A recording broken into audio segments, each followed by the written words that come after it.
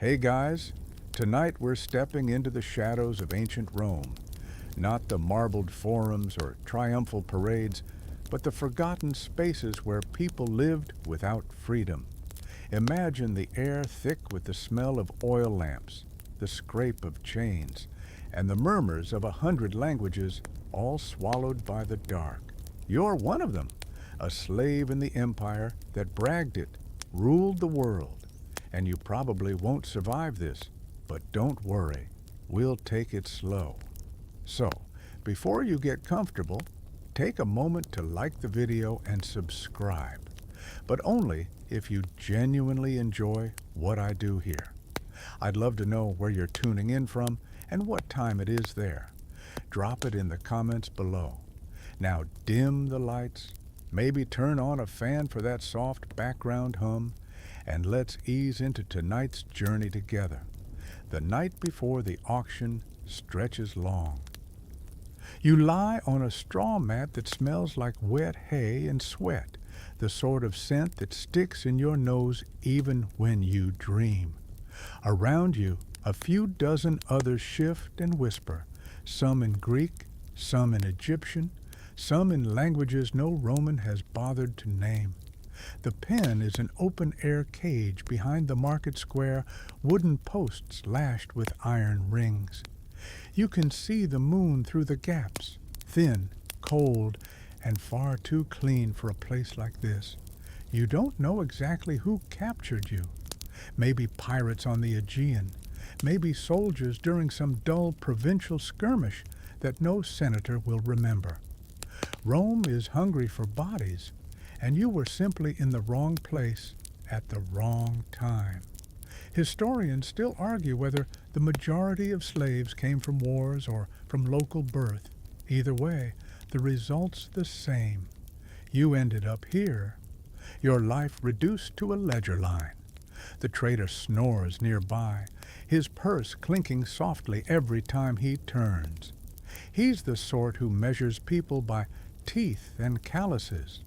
You heard him earlier bragging to another dealer that tomorrow's auction will move quick, good stock, no diseases, decent teeth. You wonder which category you fall under. The woman next to you clutches her knees, whispering something in Punic, maybe a prayer or a curse. Somewhere beyond the fence, a drunk Roman laughs, the sound spilling into your pen like a taunt.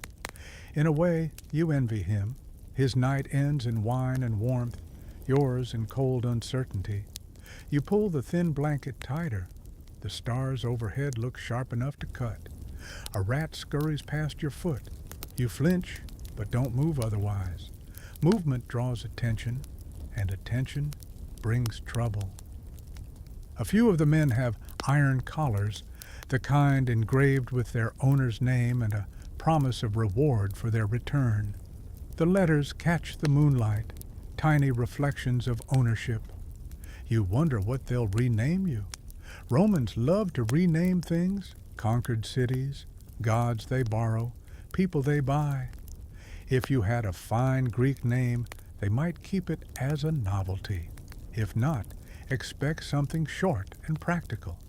Felix, meaning lucky, which would be a cruel joke. Or perhaps Dama, tame one. It's strange how quiet everyone becomes after midnight. Even fear has to rest. You try to picture your life tomorrow. You might end up in a villa, trimming vines or fetching wine for a senator's wife. Or maybe you'll be chained in a quarry where the dust never leaves your lungs. The traders say it's random, but nothing in Rome really is. A historian once described the Roman slave system as a machine that ate people and spat out profit. It sounds dramatic until you see it from inside. The empire runs on labor that costs nothing but food scraps and threats. You can't build aqueducts, pave roads, or entertain the masses without someone else's sweat. And here you are, part of the machinery. You try to sleep again. Someone is crying softly near the corner, trying not to wake the guard. The rhythm of the sobbing blends with the rustle of straw and the clink of chains until it almost becomes background noise, like wind through reeds. Your eyes grow heavy. Sleep, when it comes, is shallow and mean, filled with flashes of home, olive trees, sea foam, laughter you can't reach anymore. Before dawn, the guards arrive with torches. The light hits your face, and you squint against it. They're shouting orders. Line up, wash, oil your skin, make you presentable. You shuffle forward, numb. Someone pours cold water over your head. Another smears olive oil across your arms to make your muscles gleam. Buyers like a bit of shine, they say. You catch a glimpse of yourself in a puddle. Wet hair, hollow cheeks, a person scrubbed of identity. There's a faint scent of perfume, imported stuff from Arabia, probably meant for the auction platform. Rome can make even suffering smell luxurious. The trader hands out scraps of bread. You chew mechanically, not because you're hungry, but because hunger is a habit now. As the first light creeps across the market, you hear the sounds of preparation, the ring of coins, the muttering of scribes noting down prices, the laughter of early buyers sipping watered wine. This is their morning routine, their version of shopping. You are the product. There's a rumor whispered among the captives. Sometimes buyers choose based on a whim, a particular accent, a certain look, a strong back, or soft hands. Some are bought by kind households, others vanish into the mines. You find yourself hoping for kindness, even though you know hope is dangerous. The trader ties a tag around your neck, a small wooden tablet listing your origin, age, and skills. He doesn't ask if the details are correct. They just need to sound plausible. Greek? Literate, he mutters, writing faster than you can read. You're not Greek, and you barely read your own tongue, but that lie might raise your price. It's almost funny, you think. You're worth more if you can write, yet you'll never hold a stylus again unless your master orders it. Rome adores intellect as long as it's chained to obedience. As the gate creaks open, sunlight floods the pen. The smell of baked bread and sewage drifts in from the city beyond. Somewhere, a vendor shouts about fresh figs, oblivious to the human trade happening beside him. You step forward when prodded, your feet bare against the cold stone. Each step feels like it leads you further from yourself. A bird perches on the fence and chirps, a bright, careless sound that makes a few heads turn upward. Even in this place, something free dares to sing. The irony doesn't escape you. You almost smile. The guard snaps his whip, and the moment ends. You join the line, moving toward the platform where you'll be displayed. You tell yourself to breathe, to stay upright, to pretend you're not afraid.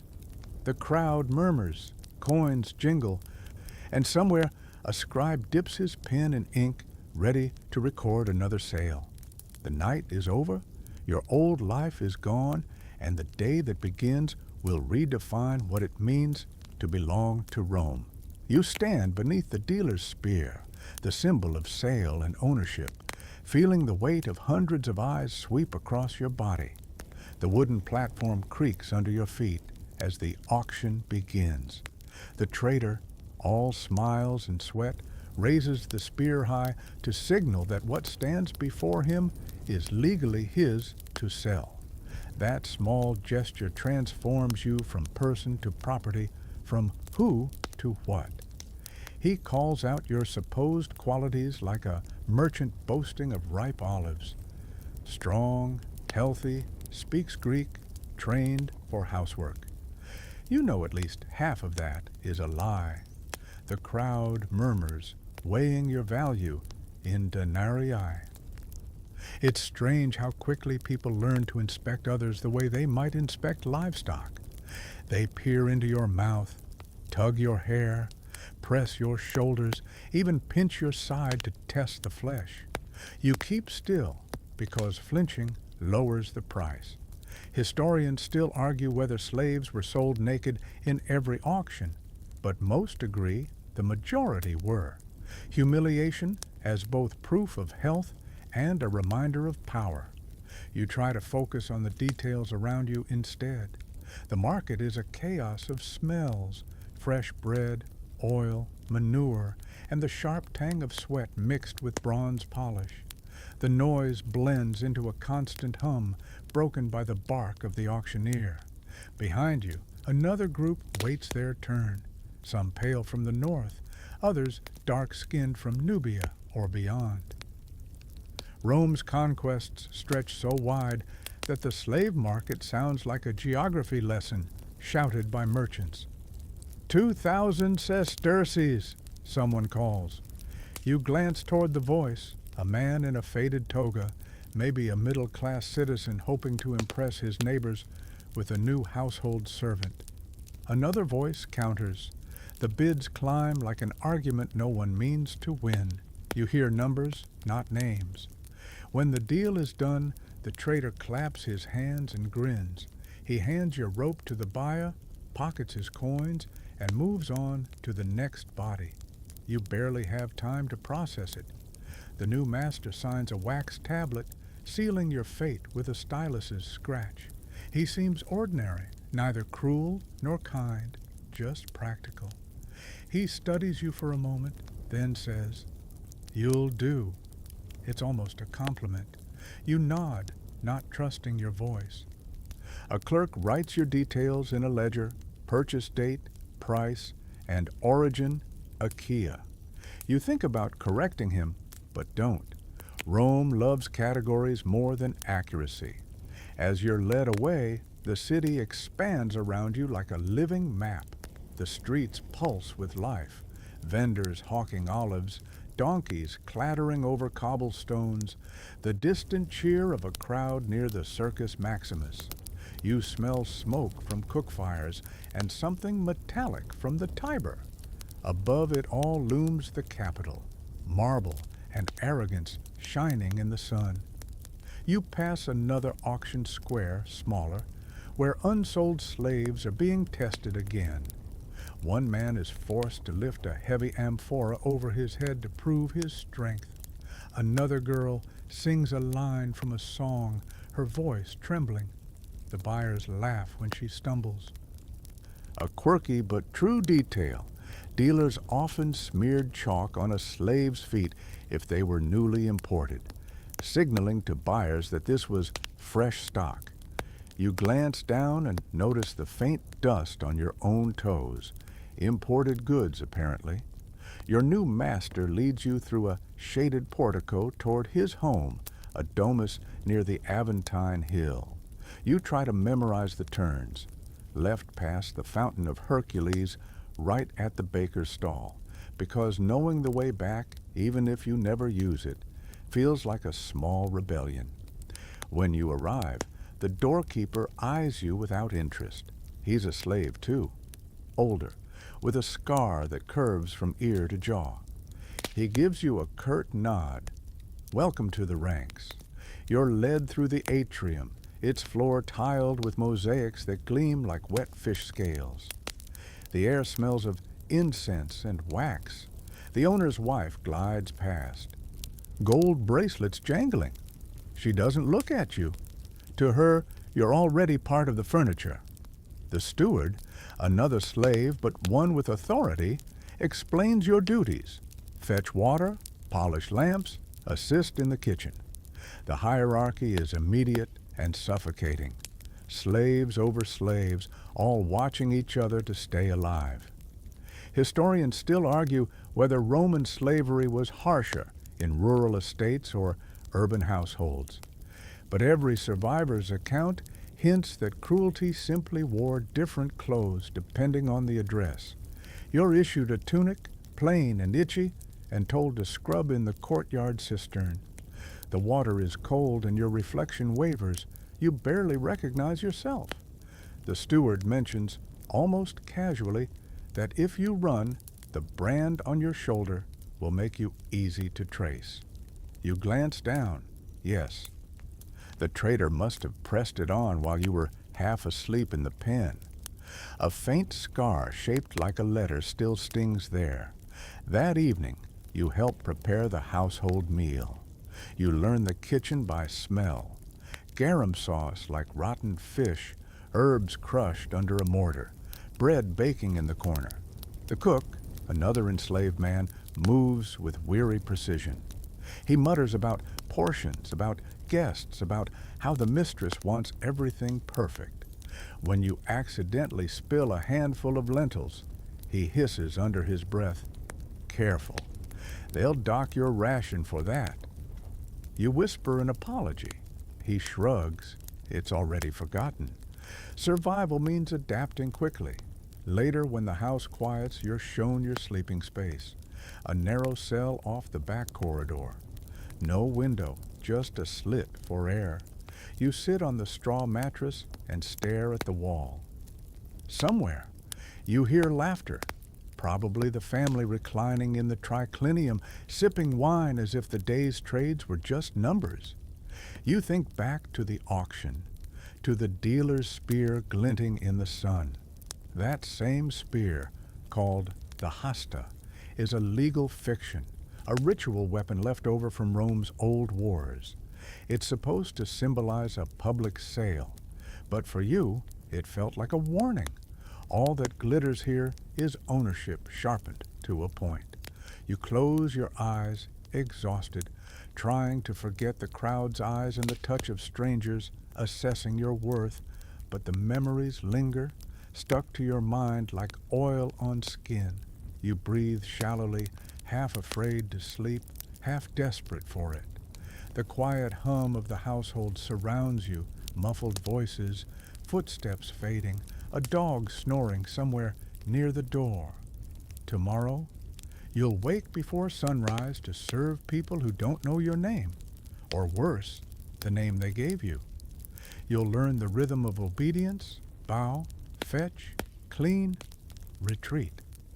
And if you do it well enough, maybe you'll survive the week.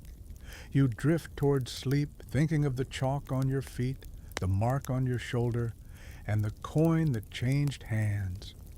For Rome, it was just another sale. For you, it was the moment the world tilted and never set right again. You wake before dawn to the faint rattle of chains. Someone in another room moving too quickly, trying to finish chores before the overseer arrives. The floor is cold stone against your feet, the kind that drinks the warmth out of you. For a moment you forget where you are, then the smell of olive oil lamps and boiled lentils reminds you, the domus, the house that isn't yours. The steward appears in the doorway. "Up," he says simply. No greeting, no explanation. You stand, grab your tunic, and tie the cord around your waist. It's too loose, probably recycled from some other unlucky soul. The household is already stirring. The wealthy family still sleeps, but their slaves are everywhere. One stoking the brazier, another fetching water from the cistern, a third polishing the silver cups that will gleam in the morning light. You join the line at the fountain, your breath forming clouds in the cool air. The steward explains the rules as if he's reciting a prayer. No talking when the masters are present, no leaving the house without permission, no stealing, no fighting, no resting without orders. You nod after each one. He adds, "And remember your new name. The mistress prefers short ones. You've been renamed Felix." Lucky? You almost laugh at the irony, but the steward's expression doesn't invite humor. You repeat it quietly, Felix, trying to make it sound like it belongs to you. Names in this world are borrowed things. They can be taken back as easily as bread rations. By mid-morning, you're cleaning the atrium floor, rubbing mosaic tiles that depict some mythological scene. Venus rising from the sea, maybe. You realize that Your hands are scrubbing gods into existence for someone else's glory. Historians still argue whether Roman household slaves were treated better because they lived close to their masters. But you can already tell proximity only means more chances to be scolded. The mistress glides through, wrapped in a thin white stola, her hair pinned with gold. She looks at you briefly and says to the steward, "Have him learn the kitchen routine. He's clumsy, but quiet." It's almost a compliment.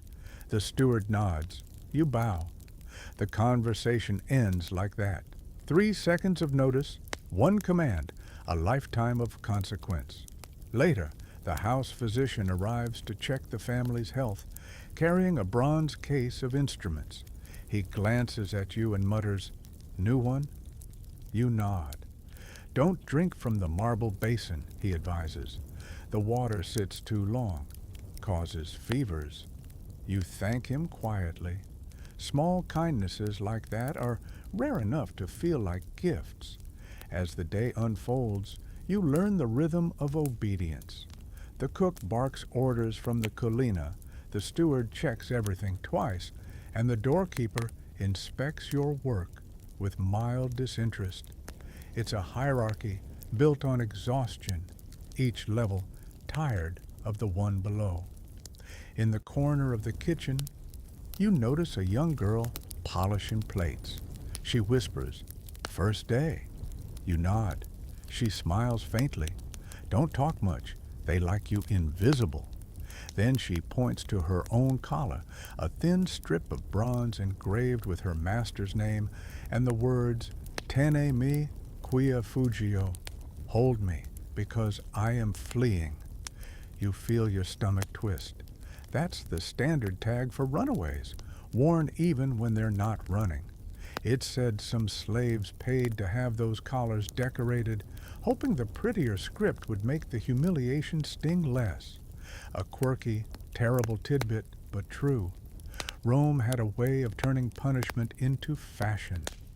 In the afternoon, a delivery of amphorae arrives, wine from Falernum, the kind the masters drink during dinner. You're ordered to help unload them. The clay jars are heavy, and one slips from your grip, cracking on the edge of the step. The steward's voice cuts through the courtyard. "Careful, Felix." Everyone freezes. You stammer an apology. He sighs and mutters, "First warning, break 2. You'll pay from your ration." The others go back to work as if nothing happened. You wonder what paying from your ration even means. The cook explains later, it's a poetic way of saying you'll eat less. Rome always finds a fiscal method for cruelty. By evening, your arms ache, and your back hums with fatigue. The family dines in the triclinium, reclining on couches while you and the others move like shadows behind them, pouring wine, changing plates, fetching towels. You notice how they talk about politics and poetry with the same tone, never acknowledging the people serving them. One guest jokes, "I'd lose half my slaves if laziness were taxed." Laughter follows. You stand motionless, the jug heavy in your hands. Another guest, an older man with kind eyes, says softly, "But then who would build our roads?" They all laugh again. You force yourself not to react. When the meal ends, you're ordered to clean up. The scraps on the table, bread crusts, fruit peels, go into a bowl for the slave's supper. You eat it quickly, not even sitting down, because the floor must be scrubbed next. The taste of someone else's feast is bitter in your mouth. Later that night, the mistress walks through the corridor holding a small oil lamp. She pauses near you and says, "You did well today. Keep it up, Felix." Her tone is almost gentle. You bow deeply. The moment passes, but you notice how even kindness feels like ownership. She's not praising you as a person, but as property performing well. When you finally return to your cell, You collapse onto the straw. Your hands smell of wine and ash. In the dark, you whisper your old name once, quietly, just to remind yourself it existed. Then you say the new one, Felix, as if practicing surrender. You think of the mark on your shoulder and the collar on the girl's neck. You think of the slaves at the market still waiting to be sold. Somewhere in that chaos, the dealer's spear gleams again in your mind, proof that you were weighed, measured, and deemed useful. You close your eyes, hearing distant footsteps, the murmur of the city beyond the walls, and the faint hoot of an owl. Romans thought owls were omens, creatures that carried warnings. You like that. Maybe the owl's watching you tonight, carrying a whisper that things might change someday. But for now, you sleep. The house exhales around you, its many hearts beating under marble floors. Somewhere above, your masters dream of profit, poetry, and politics. Down here, you dream of sunlight that belongs to no one. You wake to the first hints of dawn, the faintest gray glow brushing the ceiling of the corridor. Somewhere, a rooster calls, defiant against the quiet. You're already up before it can finish. The domus never truly sleeps. It just changes shifts. Today, you're on door duty, cleaning lamps, setting out the household keys, and making sure the family's morning unfolds seamlessly. The steward hands you a ring of bronze keys, so heavy it jingles like armor. Don't lose these, he warns. They open every storeroom in the house. You nod, though you know they don't belong to you in any way. The weight feels like responsibility without ownership, an irony that would make philosophers smile if they ever thought about slaves. The atrium glows in the early light, its pool reflecting the painted walls. You kneel to polish the mosaic again, but today you notice something new, a tiny crack in the tile near Neptune's trident. It's small, but it feels symbolic, imperfection creeping into perfection. The mistress emerges, yawning delicately. She orders warm water for her morning wash. You fetch it from the kitchen, careful not to spill, careful not to make eye contact. She hums as you pour, as if you're invisible. You think that might be the point. Historians still argue whether most Roman masters saw their slaves as family members or living tools. Judging by her indifference, you're leaning toward the latter. You move through the routines like clockwork, lighting the household lamps with a rush wick, sweeping the hallway with a bundle of straw, shaking out the carpets, setting out fresh linens. The smell of olive oil and ashes clings to everything. There's something rhythmic about the work. The domus breathes through your labor, one task flowing into another. You almost find peace in repetition, until the cook's voice shatters it. "Felix, bring more wood." You hurry to obey, slipping through the courtyard, where two slaves are arguing over who gets to fetch water first. The steward breaks it up with a glare. You pass by silently, grateful to stay invisible. At mid-morning, the master himself appears, a scroll in one hand, sandals in the other. He nods at you, perhaps approvingly. He's heading to the forum to conduct business, leaving the house in the mistress's domain. That means a long day of hosting clients, managing servants, and displaying the kind of luxury that only exists when someone else maintains it. The mistress orders you to prepare the atrium for visitors. You set out stools, perfume the air with myrrh, and arrange a bowl of roses in the impluvium. You've noticed Romans adore scent, covering the city's stench with flowers and spices, as if pretending the Tiber doesn't smell like rot. She calls for her hairdresser, a Gaulish girl with nimble fingers and a nervous smile. You watch her twist and braid for an hour, knowing that if she makes a mistake, the scolding will echo through the house. You've seen it before. Perfection demanded by those who never lift a hand themselves. Later, while cleaning the master's study, you notice a scroll left open on the desk. The wax tablet beside it holds an unfinished calculation, something about property expenses. You can't resist glancing at the list. 2 new household slaves, 1 cart, 3 tunics, oil lamps. You're line number 1. You almost laugh at how neat your price looks written in ink. The door slave passes by, muttering, "He forgot to include the dog." You smirk. It's the closest thing to humor the house allows. You catch snippets of conversation between visitors, talk of politics, taxes, and gossip about a senator accused of treason. One man jokes, "He should have bribed the right people." The mistress laughs. You keep your eyes down, wiping the marble that reflects their sandals. By noon, the house hums with activity again. The kitchen smells of garum, the salty fish sauce that clings to the air like regret. You carry dishes back and forth, the weight numbing your arms.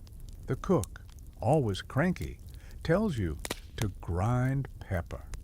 You do it rhythmically, thinking about how the spice came all the way from India, traded through deserts and seas, just to end up flavoring a meal you'll never taste.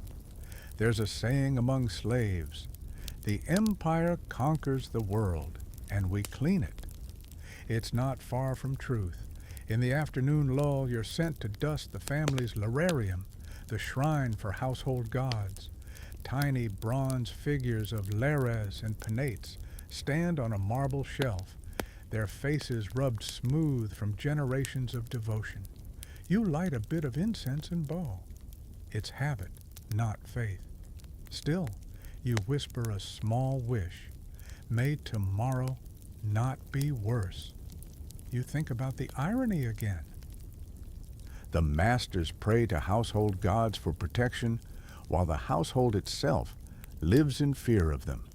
Historians still argue whether slaves shared their master's religion or kept their own. You suspect it depends on which gods listened faster. A quirky little detail surfaces in your mind, something you overheard the cook mention once.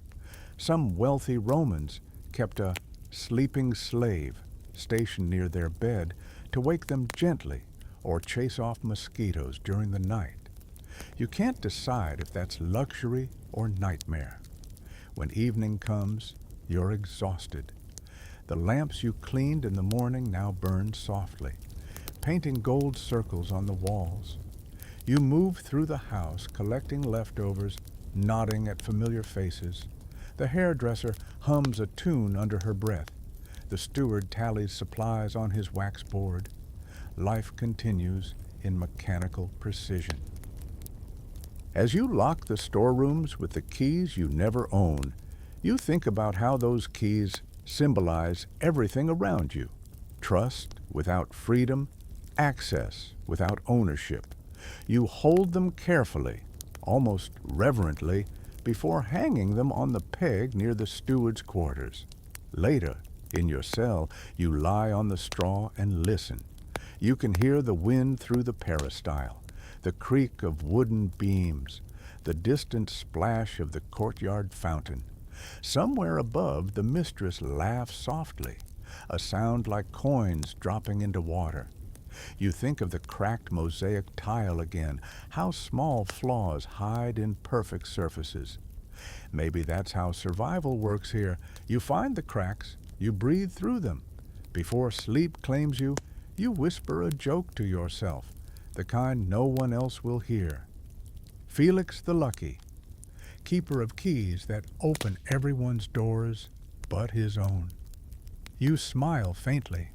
It's either that or cry, and you're too tired for tears. You drift off with the faint taste of dust on your tongue and the dim light of an oil lamp flickering through the corridor. Tomorrow, the keys will jingle again, and you'll start over, Same house, same routines, same quiet defiance that lives only in your thoughts. The day begins with the sharp scent of smoke. You cough before your eyes even open.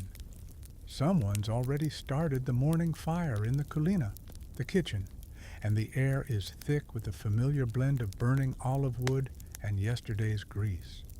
You pull yourself upright, still half dreaming, and for a few seconds you imagine you're back home, roasting barley or boiling goat milk in a clay pot. Then the steward's shout cuts through the haze. "Felix!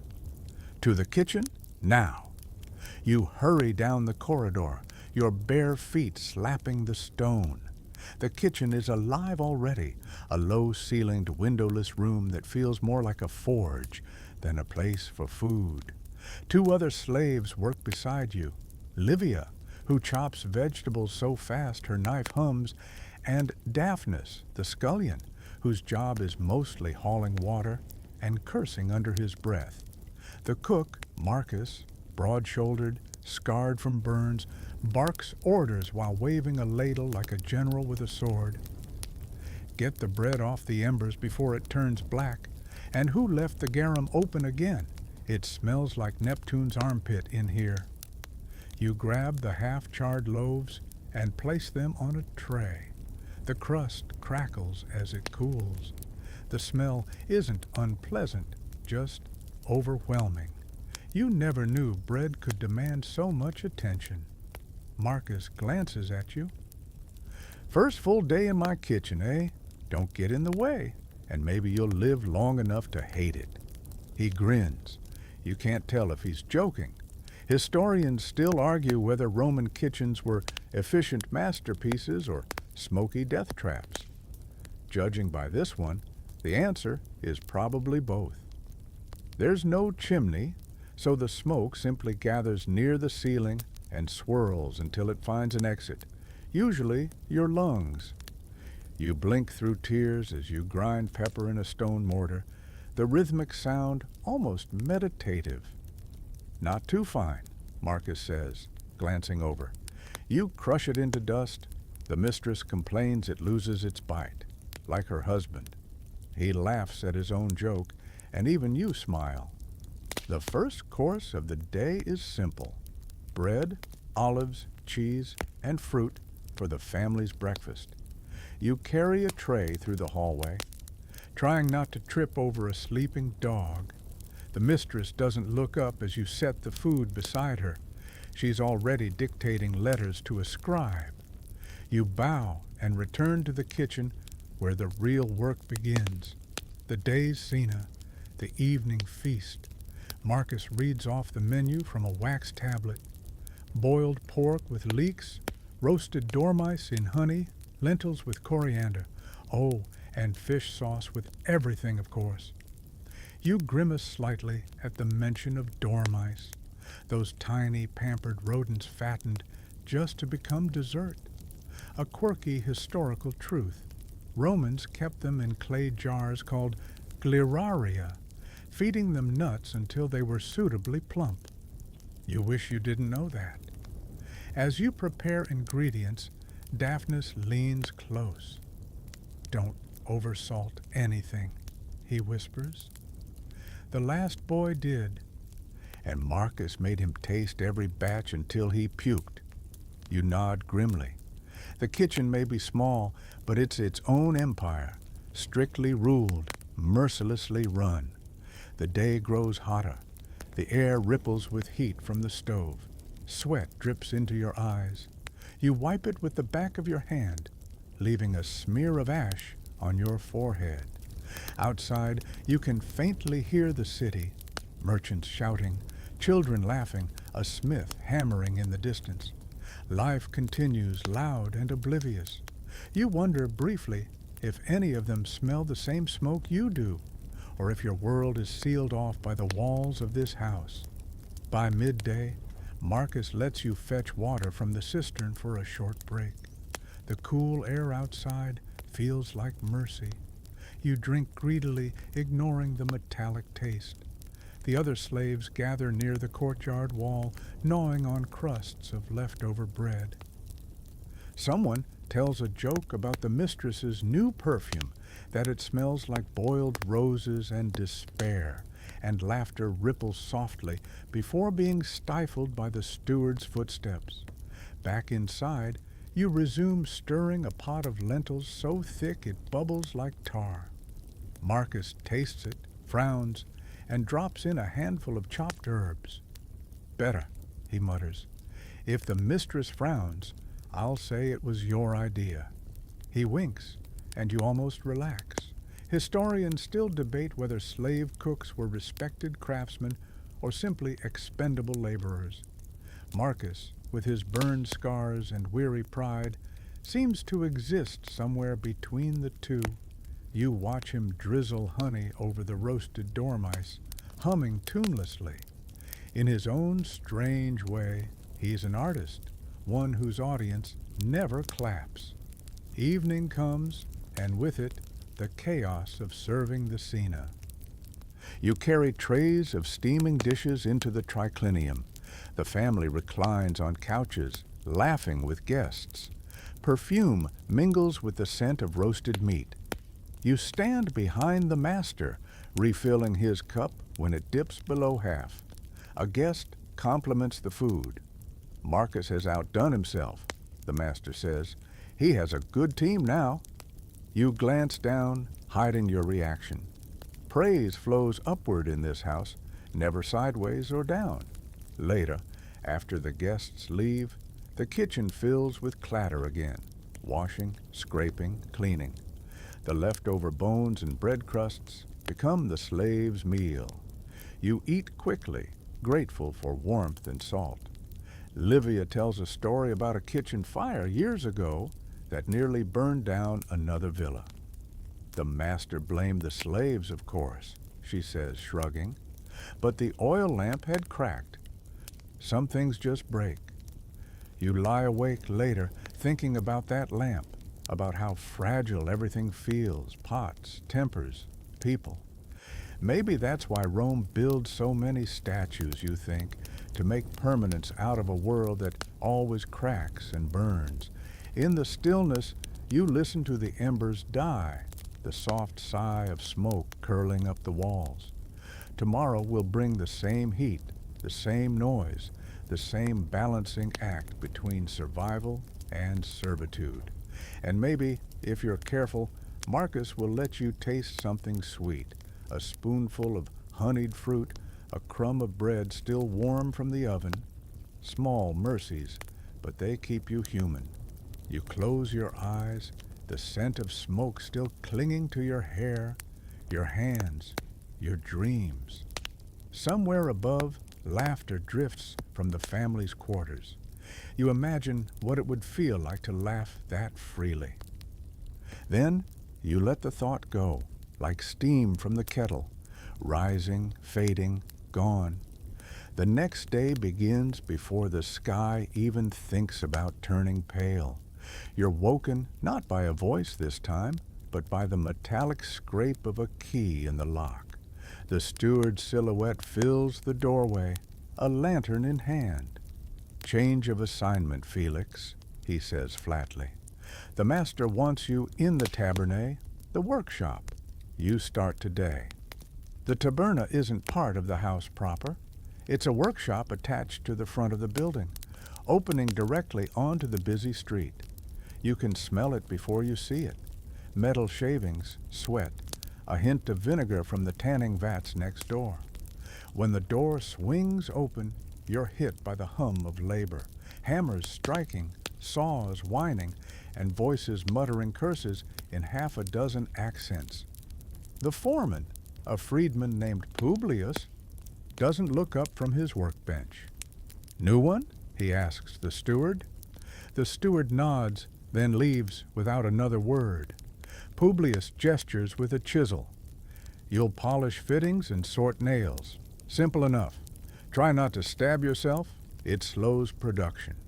You take your place at a wooden bench covered in scraps of bronze and iron. The rhythm of the workshop is relentless. Clang, rasp, hiss, repeat. The heat here is different from the kitchens. Dry instead of smoky, but just as exhausting. The others barely notice you at first. There's a boy grinding blades, a middle-aged man filing horse bits, and a woman stitching leather harnesses. She glances at you briefly, then goes back to work. Conversation comes later, if at all. Historians still argue whether industrial slaves in Rome were truly factory workers in the modern sense, or just extensions of their master's business. Standing here, it feels like both, organized, efficient, and entirely inhuman.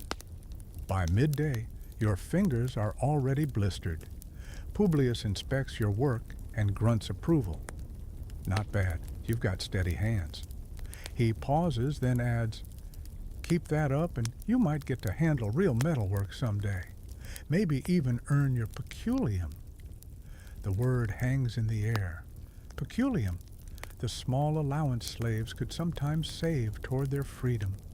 You've heard whispers about it before, but hearing it spoken aloud feels dangerous, like someone mentioning fire in a granary. "Does that really happen?" you ask quietly. Publius smirks. "Sometimes. Mostly if your master likes you, or dies before collecting it back. Then he winks.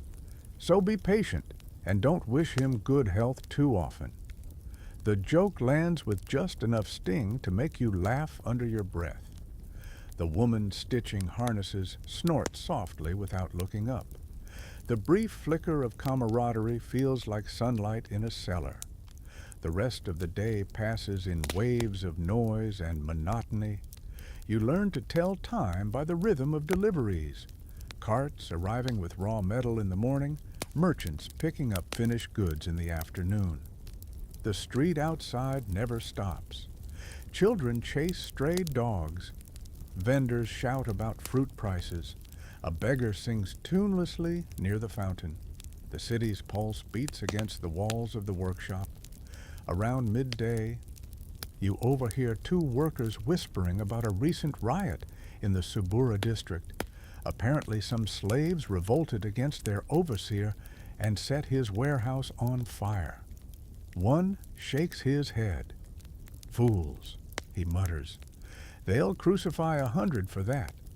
Historians still debate how often those small revolts actually occurred.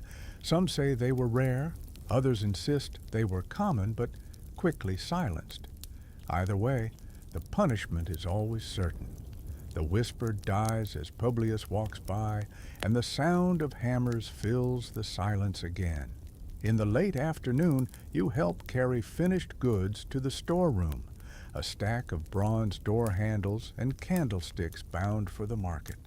The craftsmanship is beautiful, smooth, symmetrical, shining like captured sunlight. You think about how you'll never touch such things once they're sold. Never see the homes they decorate. It's strange to create beauty for people who would never see you as capable of it. As the sun dips low, the workshop's rhythm slows. Tools are cleaned and stored, ashes swept, lamps lit. You're bone-tired, every muscle singing the same dull ache. Publius claps you on the shoulder as you leave. "Good start," he says. "Don't get lazy." The steward watches everything. Outside, the evening light spills golden across the street. You catch a whiff of roasted chestnuts from a vendor's cart. The scent nearly breaks you. So ordinary, so free. A small boy offers you one for a coin. You pat your tunic, knowing you have nothing. The boy shrugs and walks on, whistling. Back in the house, the cook grumbles about the lack of help, but you barely hear him. You eat your ration quietly, half asleep, between bites. Livia asks how the workshop was. "Loud," you say. She nods knowingly. At least you get daylight. Later, when you're alone, you rub the small blisters on your hands. They sting, but in a strange way they feel like proof of something. Effort, endurance, maybe even identity. You've seen men branded like cattle, but somehow the marks of labor feel more honest. You think about Publius, the freedman. He used to be like you once. Now he owns his time, his earnings, even his own small shop. He's proof that manumission isn't a myth, just a distant possibility. A quirky fact surfaces in your memory. Some freed slaves took their former master's name as part of their own, wearing it like a badge of both gratitude and irony. You imagine introducing yourself someday. Felix Claudius, perhaps. It sounds absurdly dignified. You smile at the thought, then chuckle softly. Felix the Lucky, you whisper. The name still feels like a cosmic joke, but maybe, in this small moment of rest, it's not entirely false. You lie back on the straw, listening to the faint hum of the city. The workshop's echo still rings in your ears, the clang of hammers, the rasp of files, the murmur of weary voices. You realize that those sounds have a rhythm, almost musical. Maybe, if you listen long enough, it becomes the song of survival itself. As you drift toward sleep, you picture Publius's chisel-carving lines into bronze, each strike deliberate, precise. You think about how every blow leaves a mark, and maybe, just maybe, you're leaving your own, even if no one sees it. The countryside smells different, richer, earthier, heavy with dust and sunlight. You realize it the moment the cart jolts over a rut in the road and the air fills with the scent of soil baking beneath the sun. You've been sent away from the city for a temporary assignment, the steward said. Translation: the master's cousin needs field labor, and your back happens to be available. The journey takes half a day. The cart rattles past vineyards, olive groves, and the occasional villa shining white against the hills. Rome's wealth lies out here, in wide estates called latifundia, where slaves do the work free citizens think is beneath them. Historians still argue whether these estates were the backbone of the empire's economy or the reason small farmers went extinct. To you, they look like prisons without walls. By the time you arrive, the sun has reached its cruelest height. The overseer, a wiry man named Severus, greets you with a nod that feels more like an appraisal. You've worked indoors, I can tell, he says, eyeing your pale arms. Don't worry, the fields will cure that. His smile doesn't reach his eyes. The others, dozens of men and women, are already bent over rows of vines, their movements synchronized like the sway of reeds in the wind. You join them, grabbing a wicker basket and starting where the line thins. The earth is warm under your feet, the vines thick with leaves and tiny grapes that look almost translucent in the light.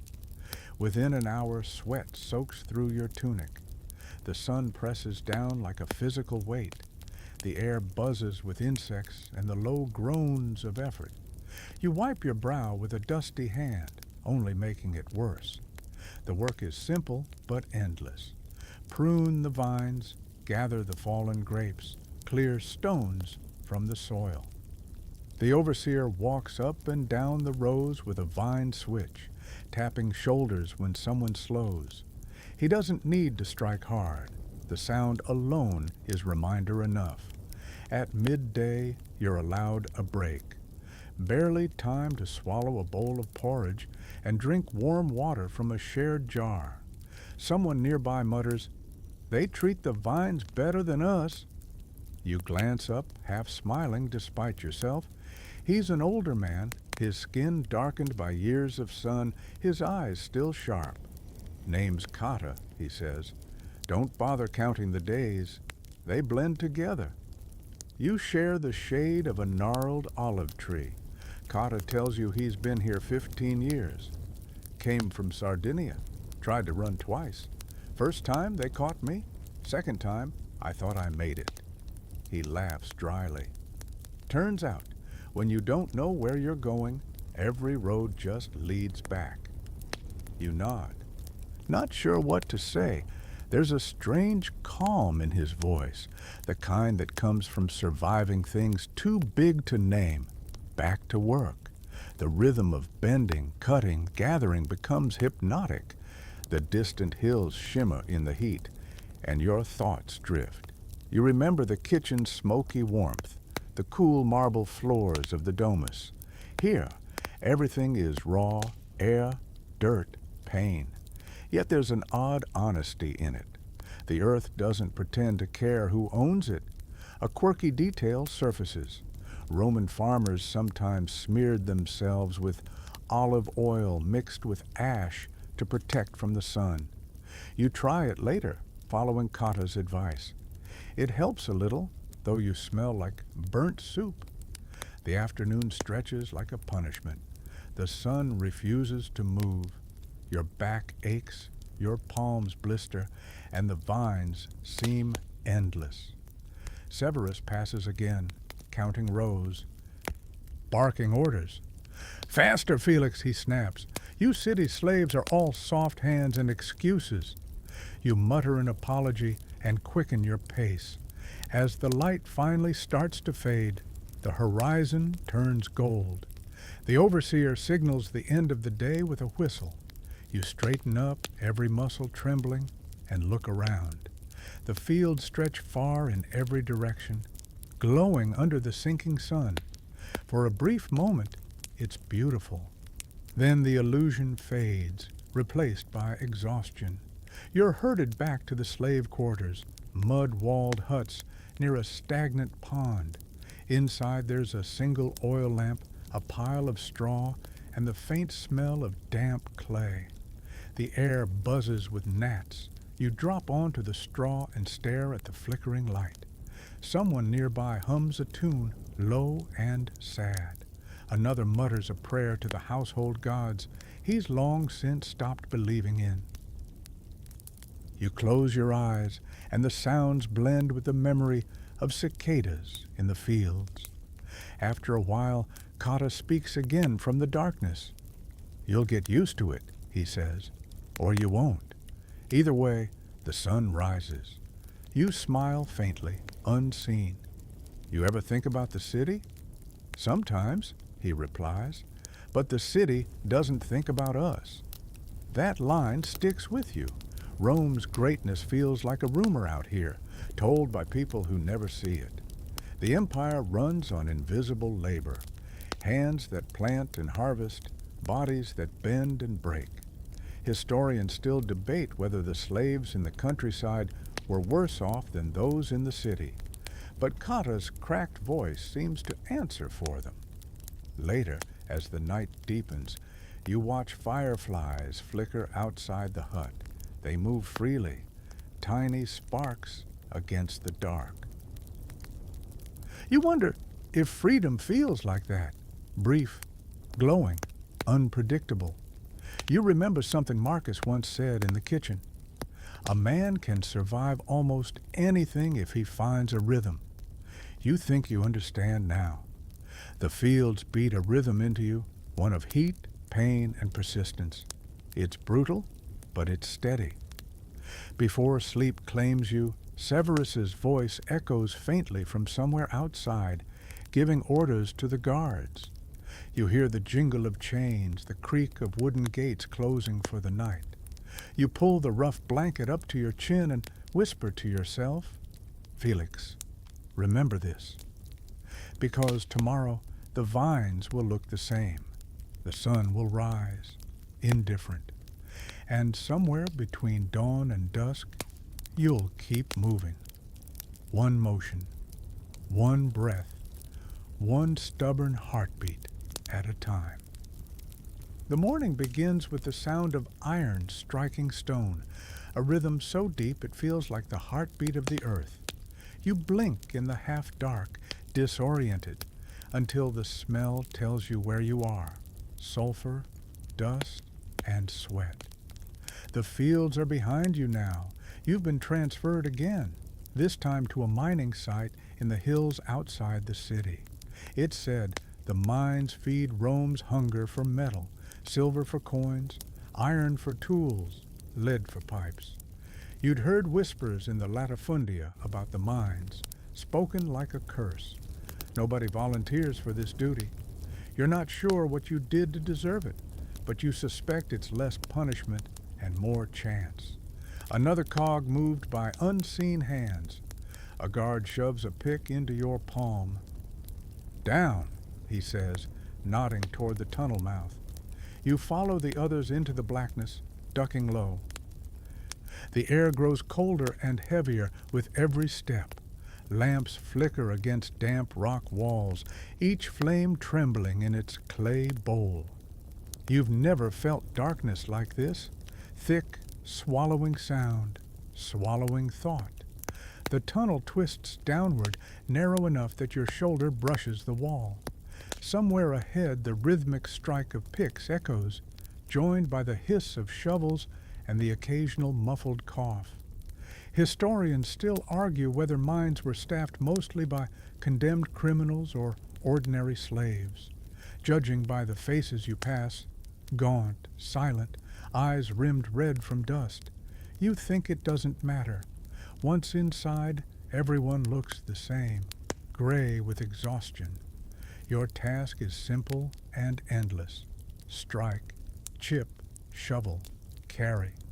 You and two others fill baskets with ore, then haul them back up the incline to the surface.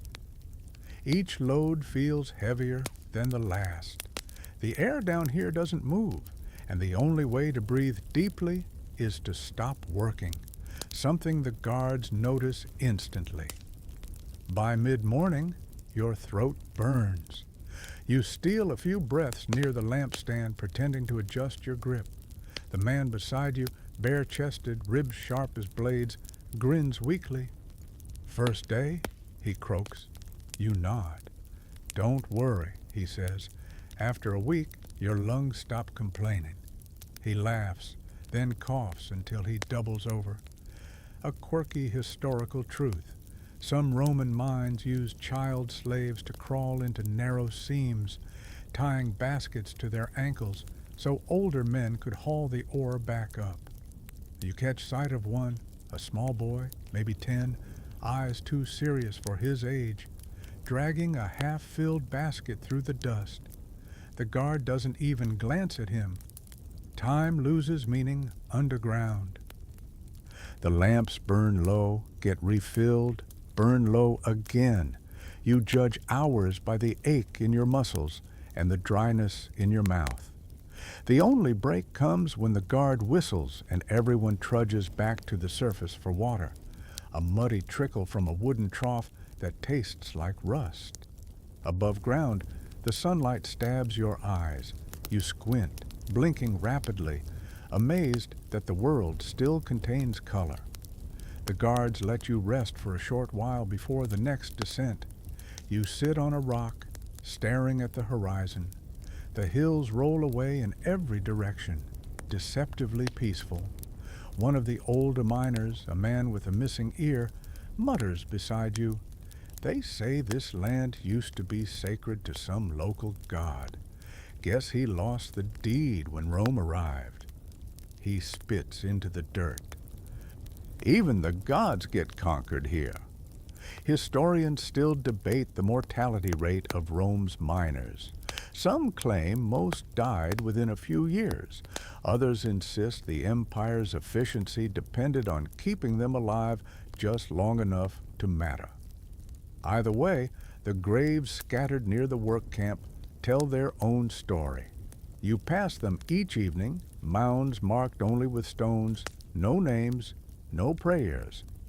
At dusk, you're reassigned to the mill.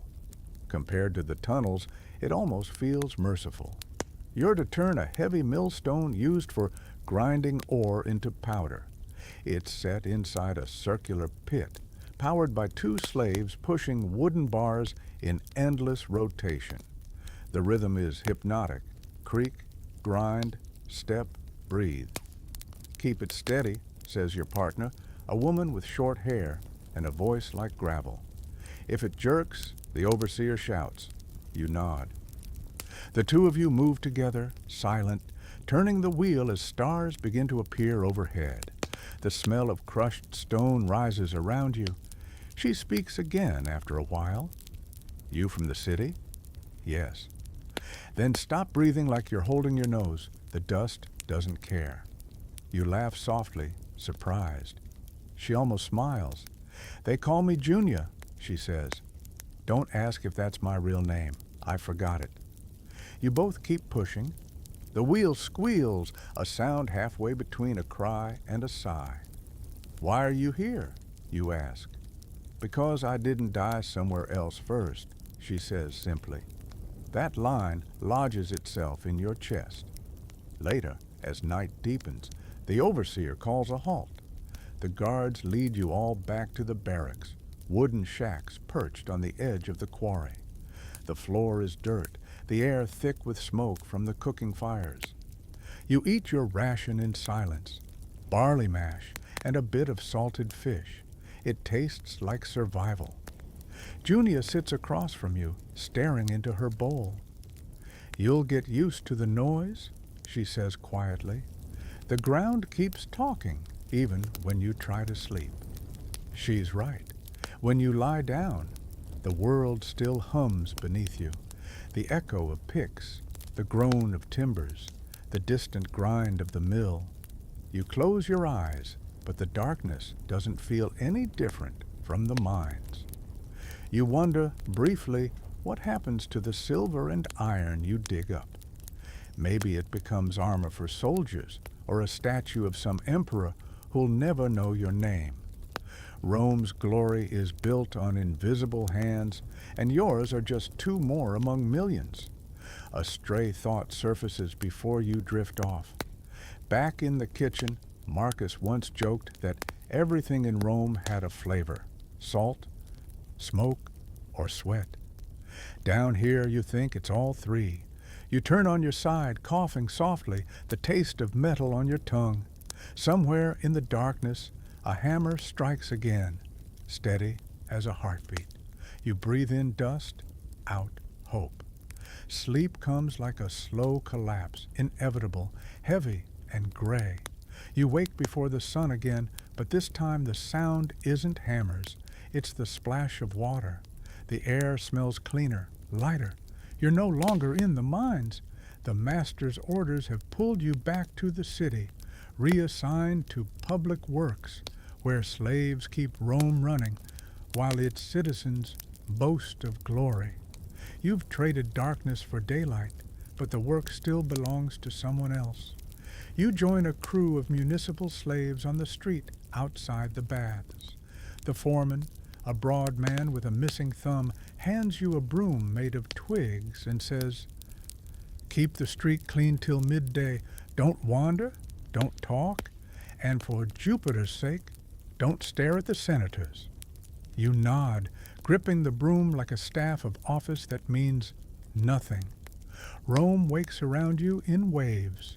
Merchants shout, carts rumble, and the smell of baking bread drifts from a nearby stall. You sweep dust into little piles, pushing along bits of straw, wax, and fruit skins left from last night's feast. The paving stones are warm under your bare feet, cracked and uneven from centuries of footsteps. It's strange, after weeks underground, the sky feels too wide. You squint up at it and nearly forget to keep moving.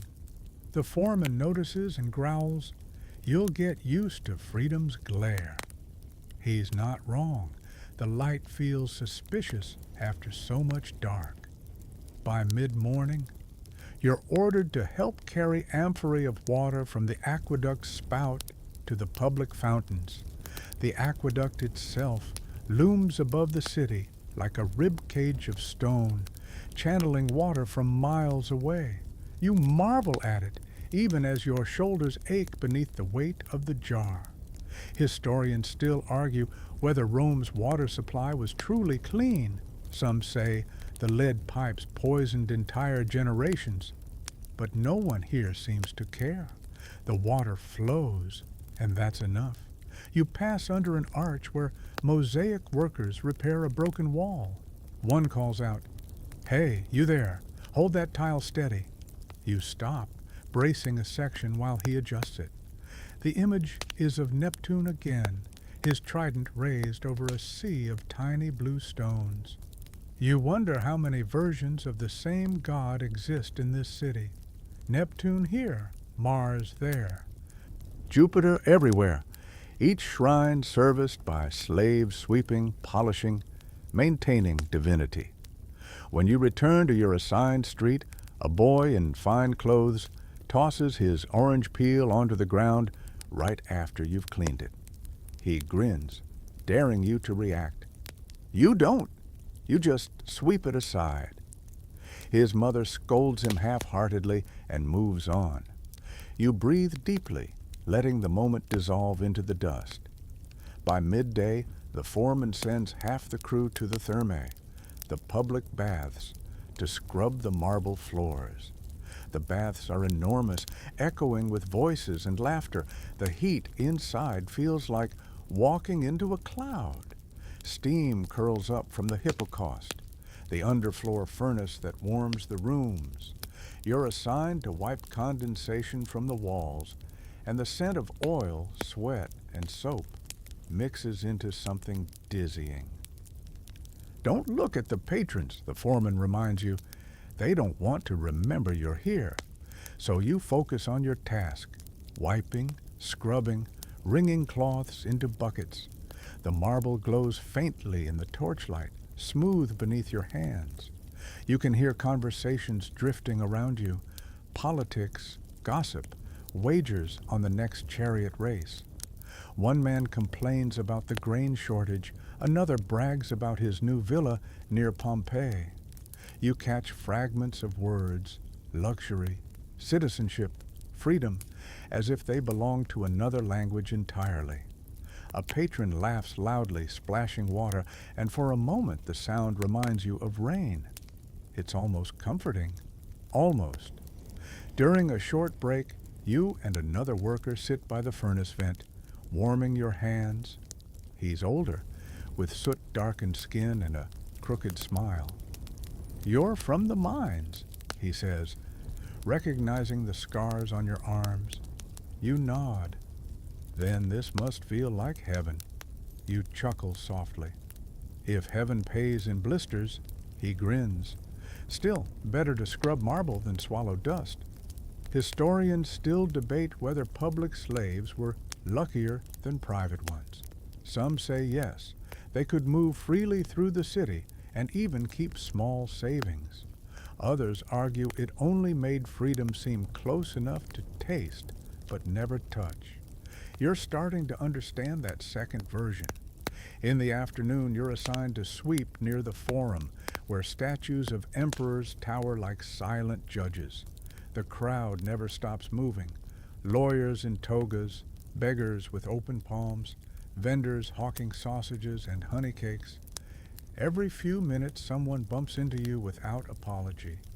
You wonder if they even see you, or if your tunic renders you invisible. Near the edge of the square, a group of slaves unloads marble slabs for a new monument. The foreman supervising them shouts until his voice breaks. You pause for a moment to watch. Huge blocks hoisted by ropes and pulleys, men straining against gravity itself. A scholar later might call it architectural triumph. You just see backs bending under impossible weight. A quirky fact floats through your mind. Rome's street sweepers were sometimes nicknamed spongarii because they also cleaned public latrines using long sticks tipped with sea sponges. You silently pray you're never reassigned to that duty. The smell alone, you've heard, can knock a grown man off his feet. As the sun sinks low, the city glows gold, dust catching the light like fine mist. You lean on your broom for a moment, staring at the skyline, the domes, the arches, the endless sprawl of civilization. From here, it almost looks beautiful, the same way a painted amphora is beautiful before you know who made it. The foreman calls the end of shift. You drop the broom, your hands aching from vibration. On your way back to the quarters, you pass a shrine to Fortuna, goddess of luck. Someone's left a small garland and a copper coin at her feet. You hesitate, then whisper, "Keep your eyes open, lady. You've missed me for a while." You're not sure if she hears, but the moment feels oddly grounding, as if saying your name to the air reclaims a piece of it. That night, you eat bread crusts and lentils in the shared barracks behind the forum. A few slaves talk softly about a festival coming soon, maybe Saturnalia, the brief time of year when masters and slaves switch roles for a day. "They make us sit at the table," one man says with a grin, then remind us to clear it after. Everyone laughs because the joke's true enough to sting. When the lamps go out, you lie back and close your eyes. The city hums around you. The splash of fountains, the whisper of wind through marble arches, the faint beat of distant drums. Rome never really sleeps. It just changes rhythm. You think about all the things you touched today: marble, bronze, water, filth. Things that sparkle, things that rot. All of them pass through your hands, none of them yours. Before sleep comes, you whisper the same small vow you've made each night since the auction. Remember everything, because someone has to. And even if Rome forgets, maybe the stones will remember for you. You wake to shouting in the courtyard. 2 slaves arguing over a broken amphora. Voices sharp enough to rattle the birds from the eaves. Then comes the sound that freezes everyone, the crack of a whip. A single lash, followed by silence thick enough to taste. The overseer's voice follows, low and cold.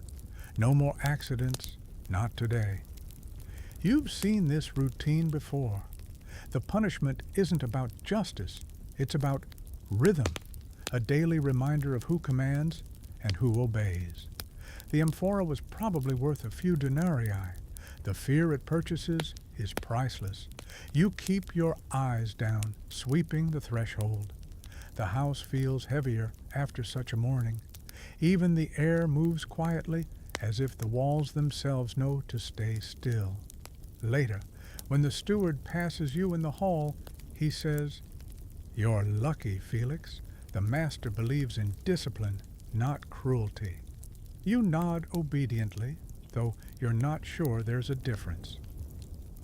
Rome has laws about slaves, of course. Everyone talks about them, how fair they are, how civilized. Historians still argue whether those laws were acts of mercy or clever illusions of control. The Lex Petronia, for instance, says a master can't send a slave to fight beasts in the arena without a magistrate's approval. Comforting if your definition of mercy involves red tape between you and the lions. In practice, everything depends on your owner's mood. Some households handle offenses with fines or reduced rations. Others prefer spectacle. There's a story you hear whispered among the servants about a senator who once crucified every slave in his villa after one murdered him in his sleep. Even the newborns weren't spared. Rome calls it deterrence. You call it madness. Today, though, the punishment ends quickly. The overseer gives the unlucky slave 10 lashes, enough to bleed but not cripple. You're ordered to fetch water afterward. The man's back looks like a map drawn in red lines. You soak a cloth and hand it to him. He doesn't speak, just presses it against his skin with a hiss. A quirky historical detail surfaces. Romans sometimes tattooed the foreheads of runaways with the words FVG for fugitivus, fugitive. You've seen one before, a man who worked as a porter near the Forum. His scarred letters shone when he sweated like cruel jewelry. Later in the day, the mistress decides to inspect the storeroom. She's in a mood for order, which means everyone's nerves are stretched thin. You and two others scrub the floor while she checks the amphorae of oil and wine. "Did you seal these properly?" she asks sharply. A mouse could slip through. You bow and answer, "Yes, Domina." She sniffs. "We'll see." As she leaves, you hear her tell the steward, "Remind them that carelessness is theft." The phrase sits with you all afternoon.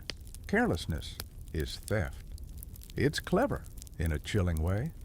If a drop jar is theft, then perfection becomes the only form of innocence left to you. You move more slowly after that, more carefully. Even the broom feels like a loaded weapon. At midday, you carry a tray of wine to the atrium. The master is meeting with a client, discussing the sale of a villa in Tibur. Their voices echo off the marble. When you set the tray down, the client glances at you and says, "You've trained your slaves well." The master chuckles. "They know fear, and that's enough." You keep your eyes on the floor, though inside your stomach turns. You wonder how many times those words have been said across this city, a chorus of ownership masked as wisdom. Later, in the kitchen, Marcus grumbles while chopping herbs. "The law says they can't kill us without cause," he mutters. "But guess who decides the cause?" He smirks grimly. "Don't burn the sauce, and you might live to old age." You try to smile, but your hand shakes slightly as you stir the pot. The afternoon drags.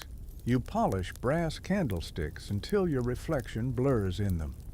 The overseer passes by, tapping his rod lightly on the floor, a metronome of control. Each tap means still watching. That night, after the household sleeps, you gather with a few others in the servants' corridor. Someone has managed to sneak a bit of bread soaked in wine. It's barely enough to share, but the gesture matters. You sit in a circle, chewing quietly, letting the warmth spread. A young girl named Sura asks, "Do you think the gods see us?" The question hangs in the air. No one answers right away. Finally, old Livia says, "Maybe, but they only look when we bleed. That's when they remember we exist." Everyone laughs softly because the truth sounds too sharp to leave unsoftened. Historians still debate whether slaves saw their master's cruelty as divine punishment or simple injustice. In the flicker of the lamp, you think it's both. Rome's gods mirror its people, demanding, unpredictable, sometimes generous, often cruel. You whisper a small prayer anyway, not to Jupiter or Mars, but to Fortuna, the one who seems to decide where every coin and every soul lands. "Let tomorrow be quiet," you murmur. Just quiet. When the lamp burns low, you lie back against the wall. Through the thin plaster, you can hear the city breathing. Wagons creaking, dogs barking, a distant drunk singing a love song to no one. Rome's night sounds are familiar now, like the background hum of an enormous machine. You think of the punished man's back, the phrase, "Carelessness is theft," the whip's echo that still lingers in your bones. You think of how fragile safety feels, an illusion that can vanish with a single broken amphora. Before sleep takes you, you recall one of Marcus's grim jokes. If the gods are just, they must be slaves themselves. Who else would work so hard without rest? You smile faintly in the dark, not because it's funny, but because it's probably true. The next morning, the courtyard smells faintly of rain and crushed mint. Someone must have spilled the mistress's bathwater again. You're carrying linens toward the drying line when you pass two slaves whispering behind a pillar. Their voices drop as you near. You catch only a few words. Sold, Tomorrow, his child. The words hang like smoke, impossible to ignore. You stop. Who? You ask quietly. One of them glances around, then says, the potter's wife. Their boy's been tagged for auction. The master wants coin for the new mosaic. Then she adds in a tone both tired and bitter, art costs blood here. You stand there for a moment, the folded linen heavy in your hands. The thought of being torn from the few faces that have become familiar, it feels worse than the whip. You think of the boy, maybe 6 or 7, always running through the corridor with a reed sword, pretending to fight barbarians. Tomorrow, he'll be the one displayed. That night, when you lie awake, you hear the potter's wife sobbing softly through the wall. The sound is small, careful, like she's afraid of wasting air. Historians still argue whether Roman law recognized slave families. On paper, they didn't exist. Marriage between slaves wasn't legal. It was a contubernium, a cohabitation allowed only by the master's patience. One command, and the illusion of family dissolved. The next day arrives like a slow bruise. The sky is gray, the air thick with the smell of damp clay and vinegar. The trader's cart waits in the courtyard. The boy clings to his mother's tunic while she pleads with the steward. Please, just a little longer. He's still nursing. The steward looks uncomfortable, like mercy might stain his reputation. Orders are orders, he says. You'll only make it harder. The boy's father, the potter, stands silent, fists clenched at his sides. You can see the struggle in his face. One wrong word, and he joins the sale. He crouches, cups the child's face, whispers something you can't hear, and presses a piece of broken pottery into his hand like a keepsake. Then the trader lifts the boy into the cart, and just like that, he's gone. You stand there, useless, as the wheels creak away. The mother doesn't cry anymore. She just stares at the gate long after it closes. The silence afterward feels heavier than the loss itself. A quirky historical detail comes to mind. Some masters let slaves keep children until they were old enough to work, then sold them separately to avoid sentiment. Others bred them deliberately, claiming ownership over every new birth. The empire could conquer without war just by encouraging fertility in its prisons.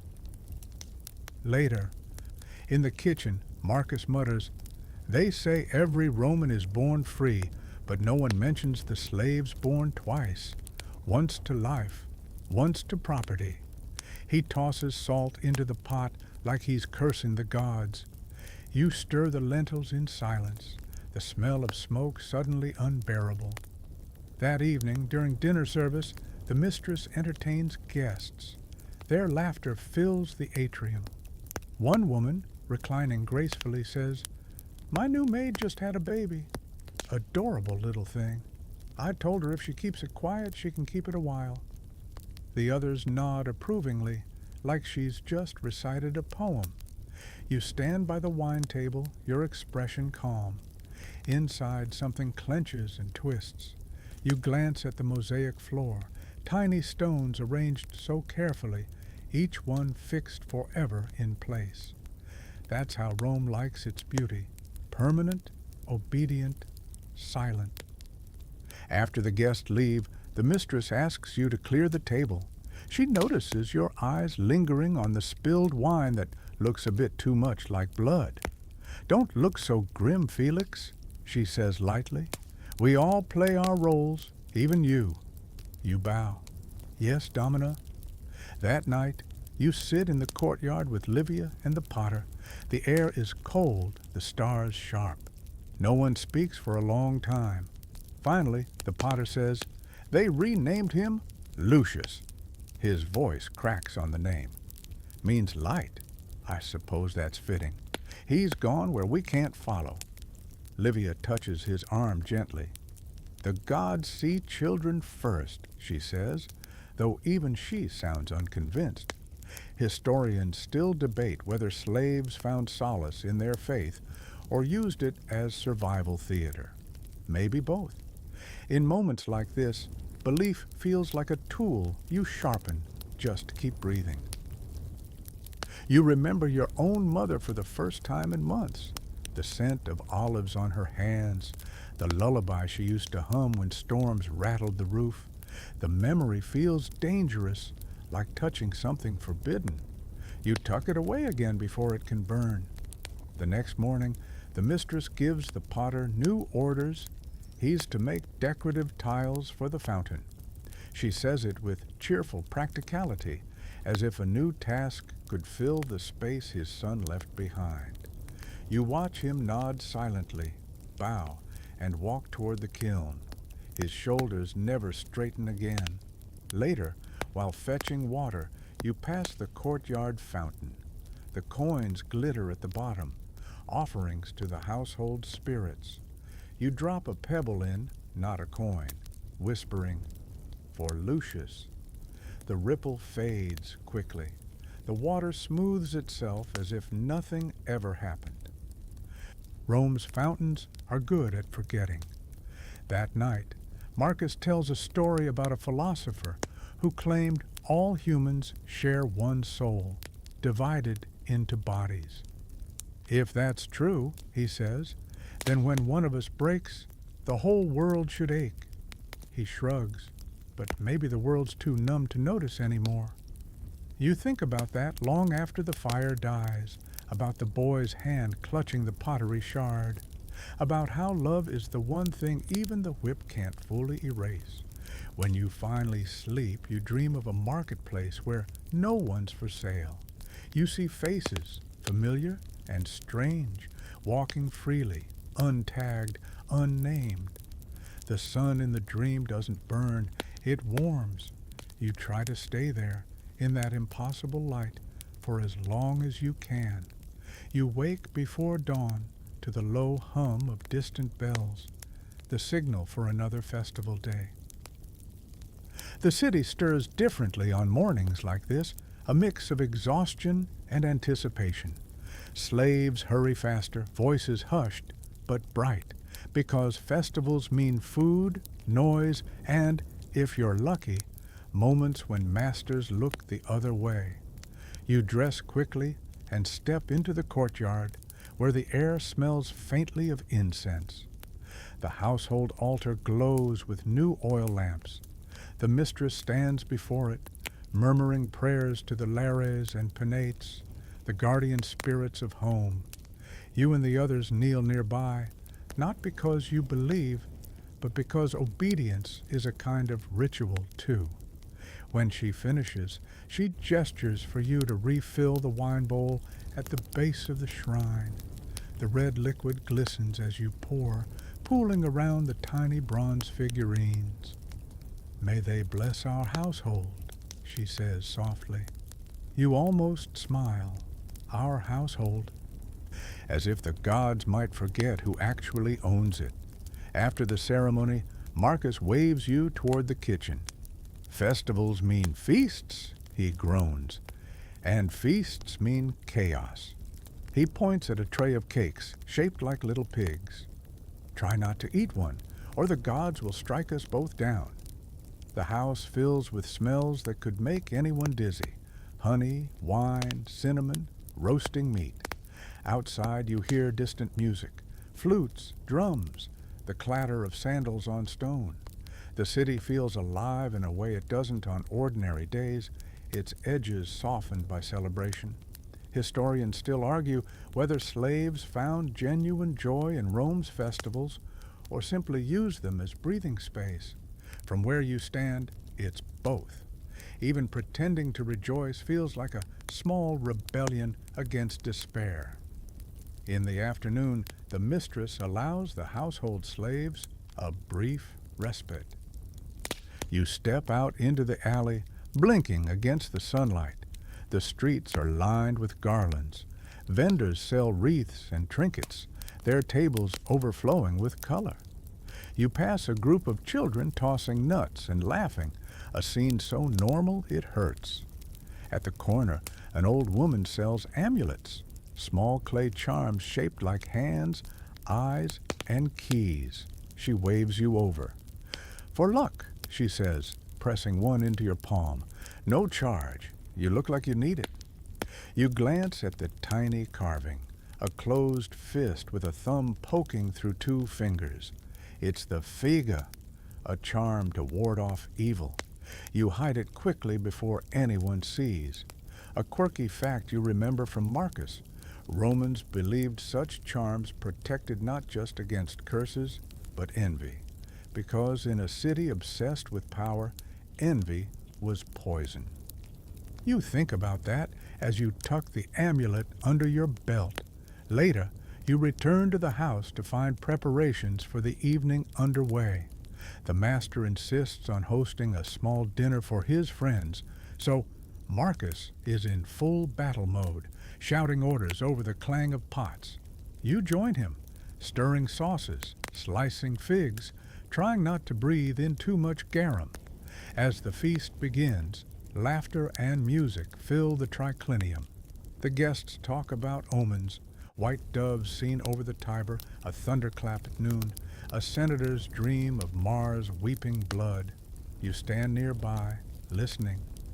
Historians still debate whether the gods truly send messages. One guest says, half drunk. The others chuckle.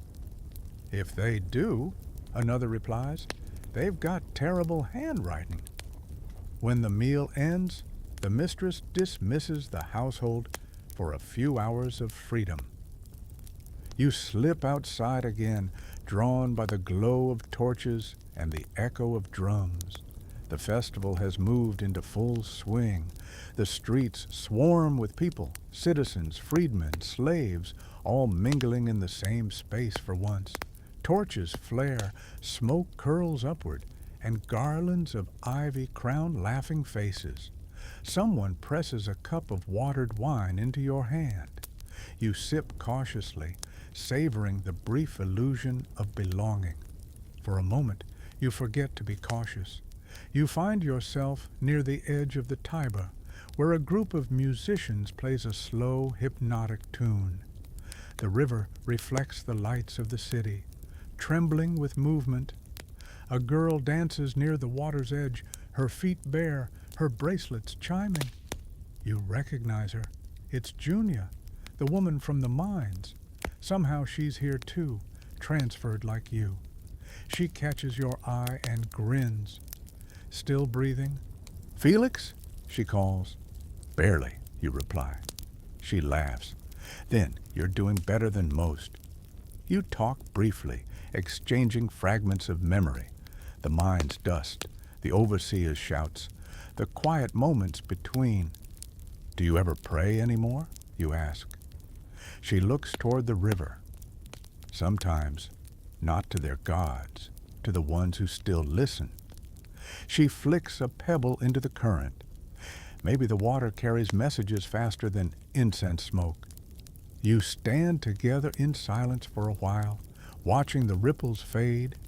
You realize how strange it feels to share a moment without orders, without purpose, just being.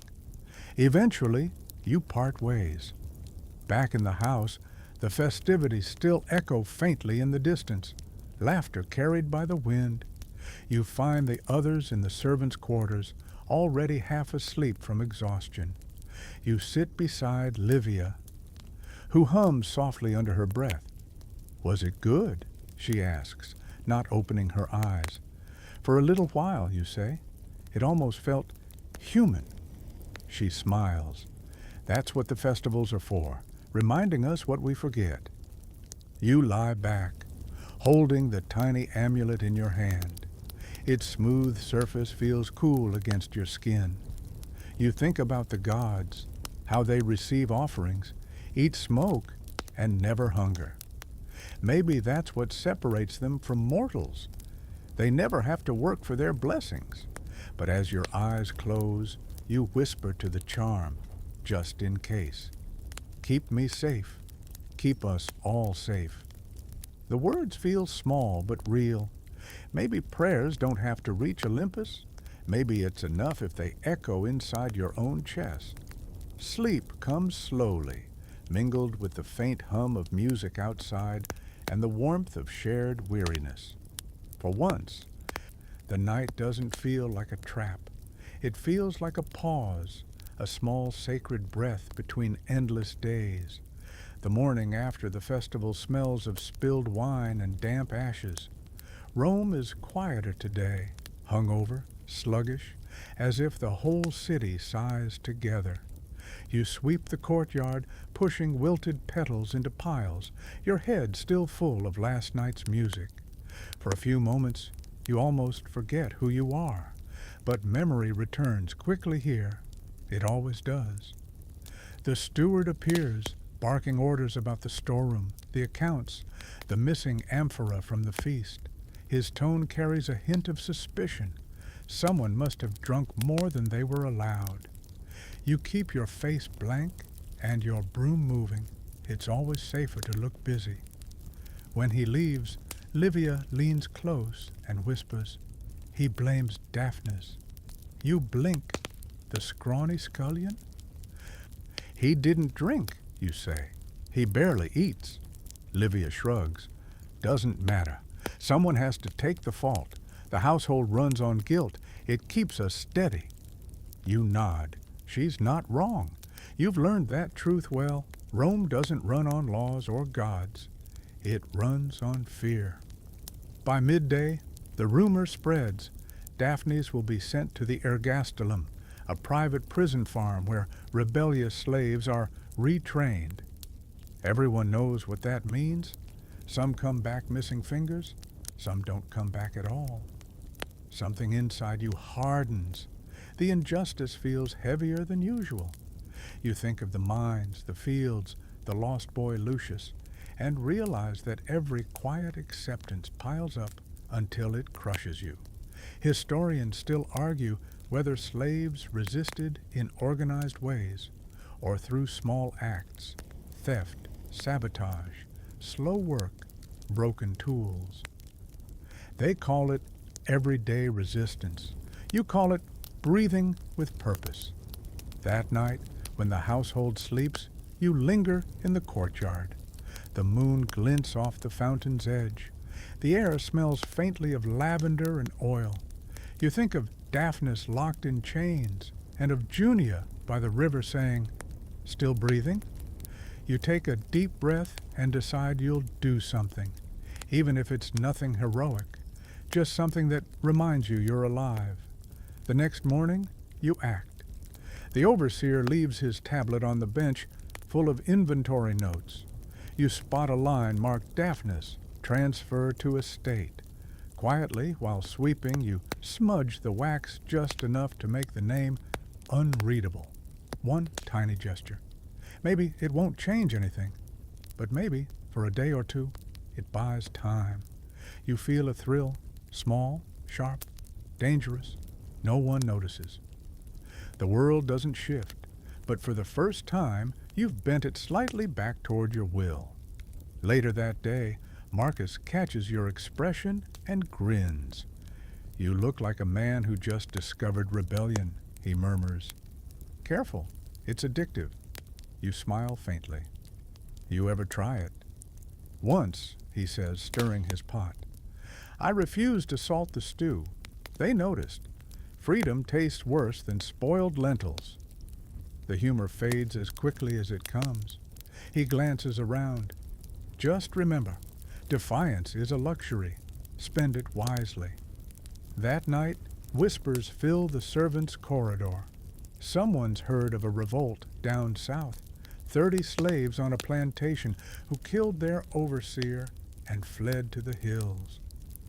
"They'll be dead in a week," Livia says quietly. "But for one night, they must have slept without permission." You think about that line as you fall asleep, slept without permission. The idea feels almost mythical. In your dreams, you see torches flickering on hillsides, a dark mass of figures moving like waves. The air hums with songs you don't know but somehow recognize. When you wake, your heart is still beating to the rhythm of it. Days pass. The rumor fades, replaced by new gossip. Someone's mistress fainted during a banquet. A senator's pet lion escaped. A baker shorted his flour supply. Rome's noise swallows everything eventually. Still, you start to notice things. A broken tool left unfixed for a little longer than usual. A jug of wine diluted more than the master would approve. The faintest rebellion blooming like weeds through marble cracks. A quirky historical fact you once overheard from a merchant. Some Roman slaves, especially those born in captivity, believed in secret patron spirits, ancient guardians who protected the oppressed. They left offerings of crumbs or stones hidden in walls. You start doing the same, just small things. A piece of bread, a coin-shaped pebble, tucked behind the mosaic of Neptune in the atrium. You whisper, "For those who still breathe." Livia notices once. She doesn't say anything, just nods slightly. The gesture feels like an oath. Historians still debate whether resistance among slaves was political or simply personal. To you, it doesn't need definition. It's the instinct to stay human in a system built to erase humanity. One evening, the master returns from the forum, furious. A senator's speech has blamed Rome's lazy slaves for declining harvests. He storms through the hall, shouting about discipline and order. You stand silent as he rants. When he's done, he throws his cloak at you. "Clean it," he snaps. "It smells like failure." You bow, take it, and walk away. But inside, something sparks, a flicker of laughter that almost escapes your throat. Failure, you think, smells like him. You know better than to say it aloud, but the thought itself is a rebellion. That night, as you fold the cloak, you notice a loose stitch near the hem. You take a needle and thread, and while you mend it, you weave a single hair from your own head into the seam. A superstition Junior once mentioned. If your hair travels with a man, part of his luck follows you instead. You smile as you knot the thread tight. When dawn comes, the household hums back to life. You pour wine, light lamps, sweep floors. But each task feels lighter, touched by quiet defiance. No one else sees it. That's fine. You're not doing it for them. You pass the steward's bench and glance at the inventory tablet. The wax has been rewritten. Daphnis's name is gone. Maybe someone noticed the smudge and erased it entirely. You'll never know. But he's still here this morning, hauling water as usual. You catch his eye, nod once. He nods back. That small exchange, 2 glances, 1 shared secret, feels like a victory greater than any rebellion carved into Rome's history. Later, when the house settles into silence, you stand by the fountain again. The water catches the sunlight, trembling gold. You dip your fingers in, trace a circle, and whisper, "Still breathing. For now, that's enough." You're awakened before dawn by a sound you've never heard before in the servants' corridor. Laughter. Not the brittle kind that hides exhaustion, but something lighter, almost hopeful. You open your eyes to find Daphnis grinning like a fool, holding up a small cloth pouch. "Guess what?" he whispers. "I have a peculium now." At first you think he's joking. Then you see the coins, 6 small bronze pieces worn smooth from years of use. "Where did you—" you begin, but he hushes you. "Saved it, little by little. The mistress gave me a tip once when her guests complimented the wine, and Marcus let me keep half of my food ration when he caught me fixing the door hinge. Been hiding it in the wall." You blink, impressed. You'd heard of slaves with peculium before, tiny personal savings technically still owned by the master, but sometimes honored at face value.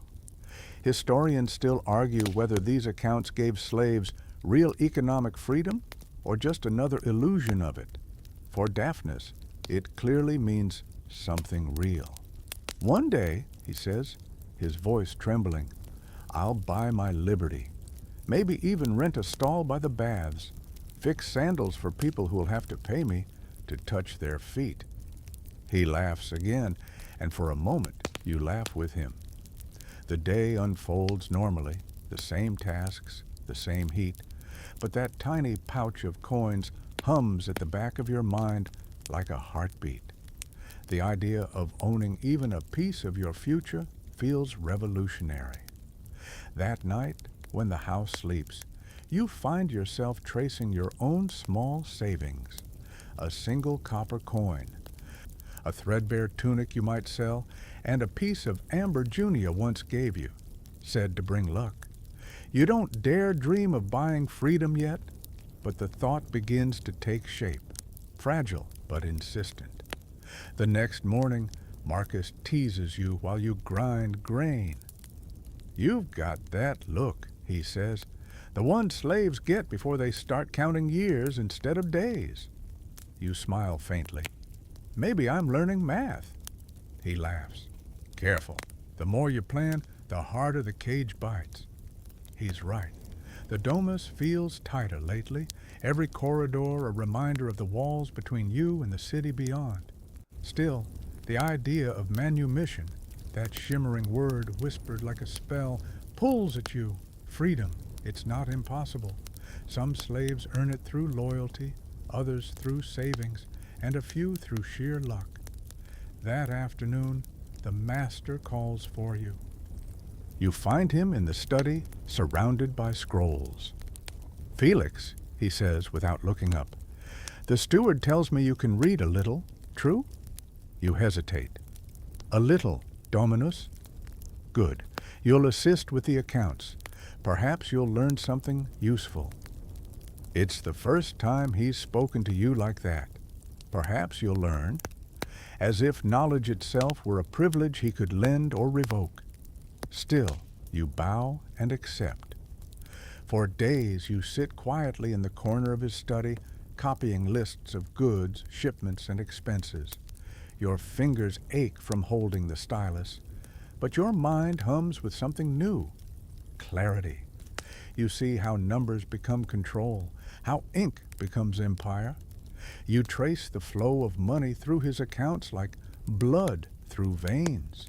Vineyards, workshops, even the mines where you once labored. It's all connected. A quirky historical fact you remember reading on one of the tablets. Freed slaves often took over small business ventures for their former masters, acting as loyal middlemen. It was Rome's perfect loophole. Grant just enough freedom to keep ambition leashed.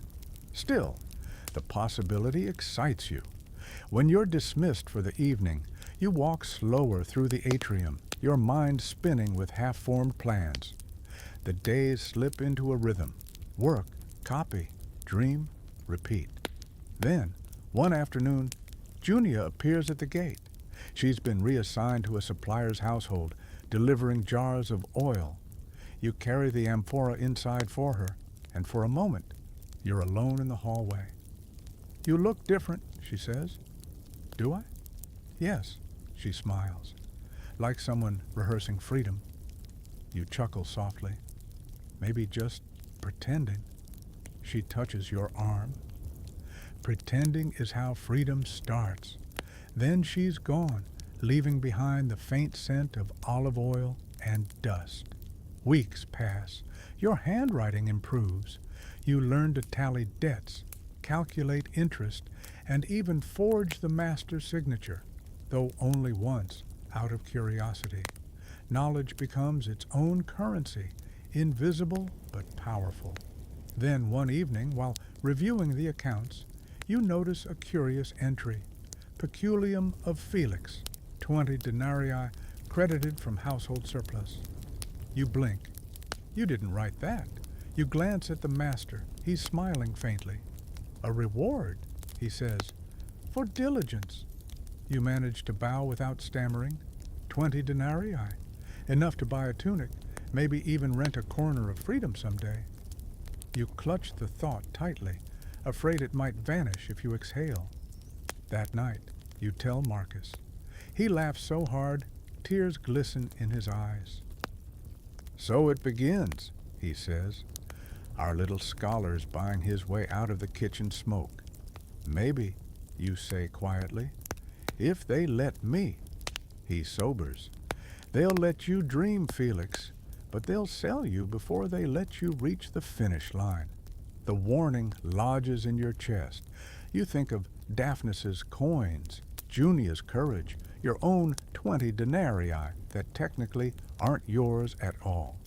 Freedom here is a contract written in invisible ink, valid only until someone decides it's not. Still, hope is a dangerous addiction, and you're already hooked.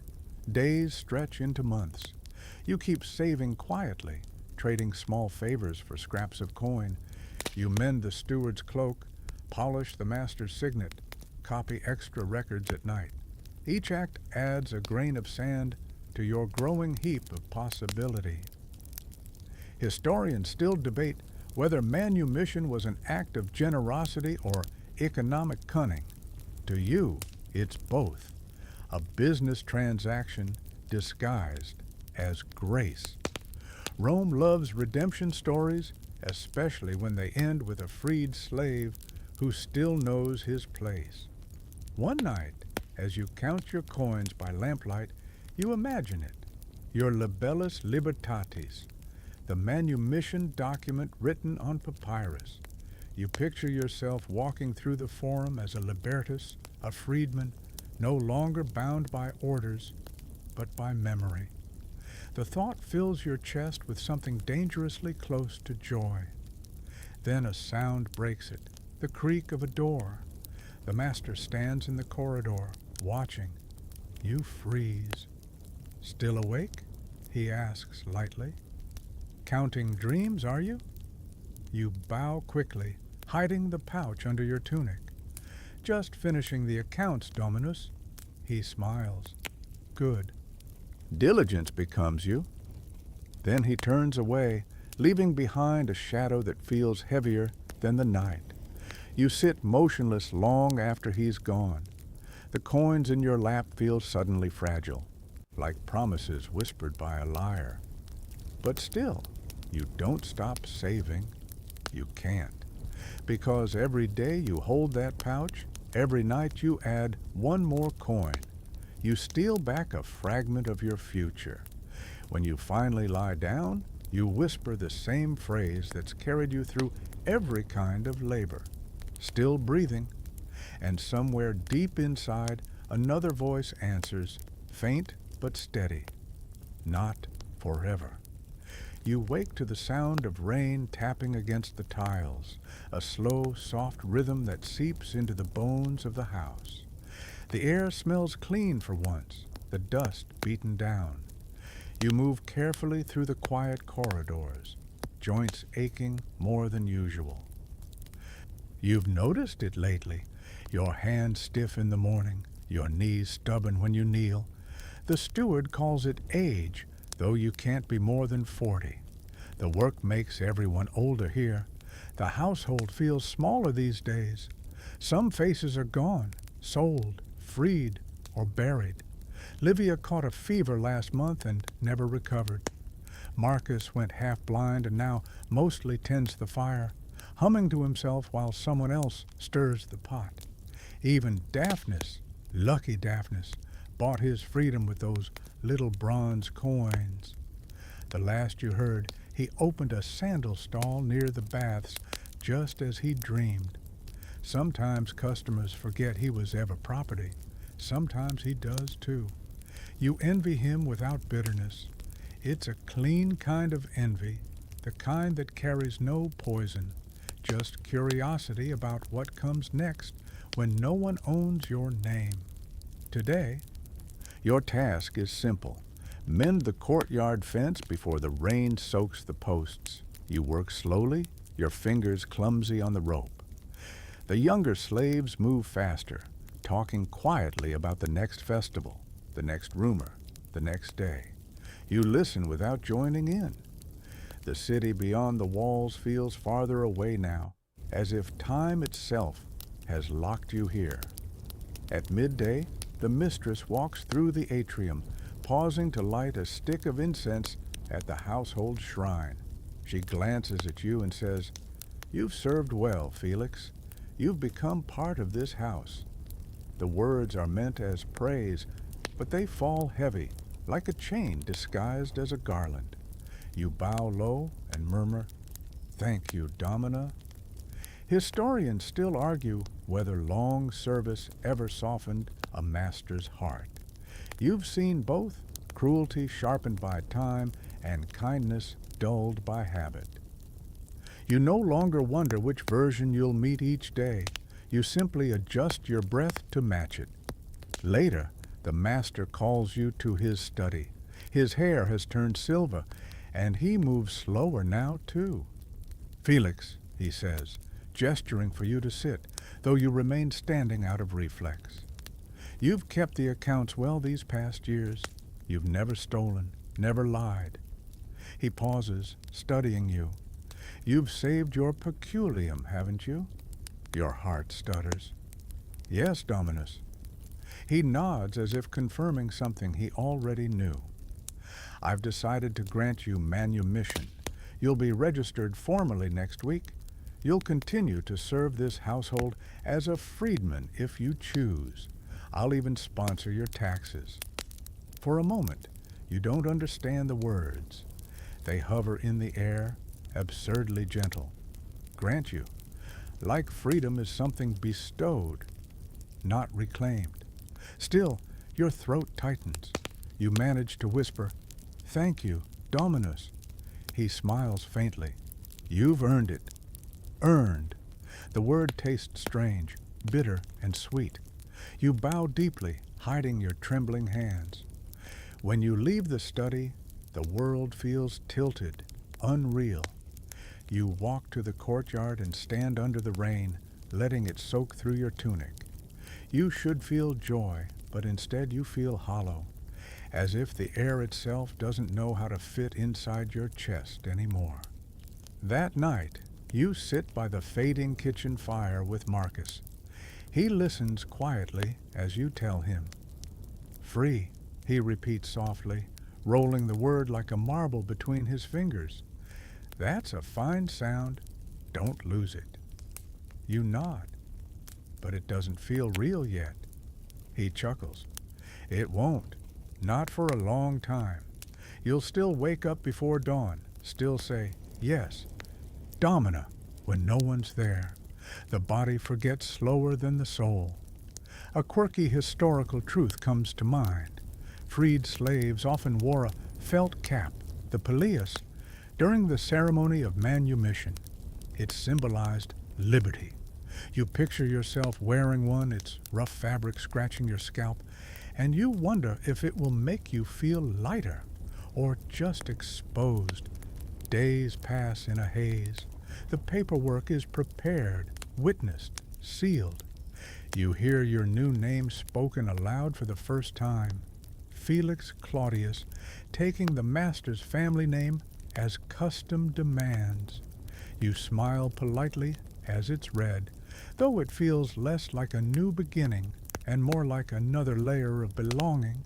When the ceremony ends, the household claps softly. The mistress gives you a silver coin. "For luck," she says. You thank her, bow again, and walk out into the courtyard. The sun breaks through the clouds, scattering light across the wet tiles. You stand there, unsure what to do with your hands. Freedom, it turns out, doesn't come with instructions. You decide to visit the fountain, the same one where you dropped a pebble for Lucius years ago. The water ripples gently, coins winking at the bottom. You take the silver coin from your palm Turn it over once, then toss it in. For all of us, you whisper. The sound of the splash is small but clear.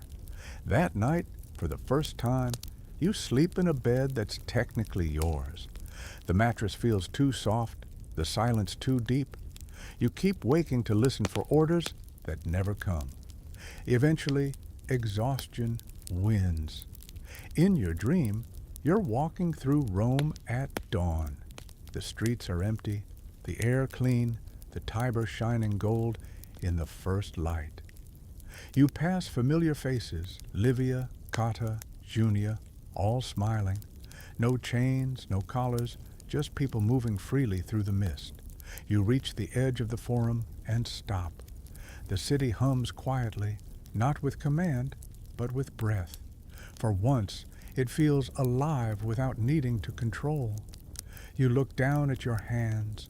The scars are still there, faint but permanent. You trace them gently, not as shame, but as memory. They're proof that you existed inside the machine and somehow stepped out again. When you wake, the room is warm with sunlight. You breathe deeply, slowly, deliberately. You're still here, still breathing. And for the first time, that's enough. So now, as the lamps burn low and the rain hushes against your window, let the last of Rome's noise fade away. The crowds, the markets, the whips, the laughter, they all dissolve into the distance. You're left with only the rhythm of your breath and the soft murmur of time sliding past like water through the aqueducts. You've walked through fields and forges, kitchens and corridors, tunnels and temples. You've seen cruelty dressed as order, kindness wrapped in command. Yet through it all, you've kept something unbroken, some quiet thread of self that no brand or bargain could erase. That's what survives long after the empire's marble crumbles. Imagine now that you stand again in the courtyard, not as property, not as servant, but as witness. The fountain trickles softly. The air smells of wet earth and olive oil. Somewhere, a dove coos from the roof tiles. The sky above you is vast and pale, a promise instead of a prison. You feel the cool of the stone under your palm, the warmth of the sun on your face. The years fall away. The noise of history grows faint. What remains is simple: the pulse in your wrist, the whisper of your own breathing, the steady certainty that you have outlasted the day. So let your mind drift now as the story fades into quiet. Let the echoes of Rome settle into silence, and let your body sink deeper into rest. You've seen enough. You've done enough. The world can wait until morning. Sleep well, traveler of ancient shadows. You are free now,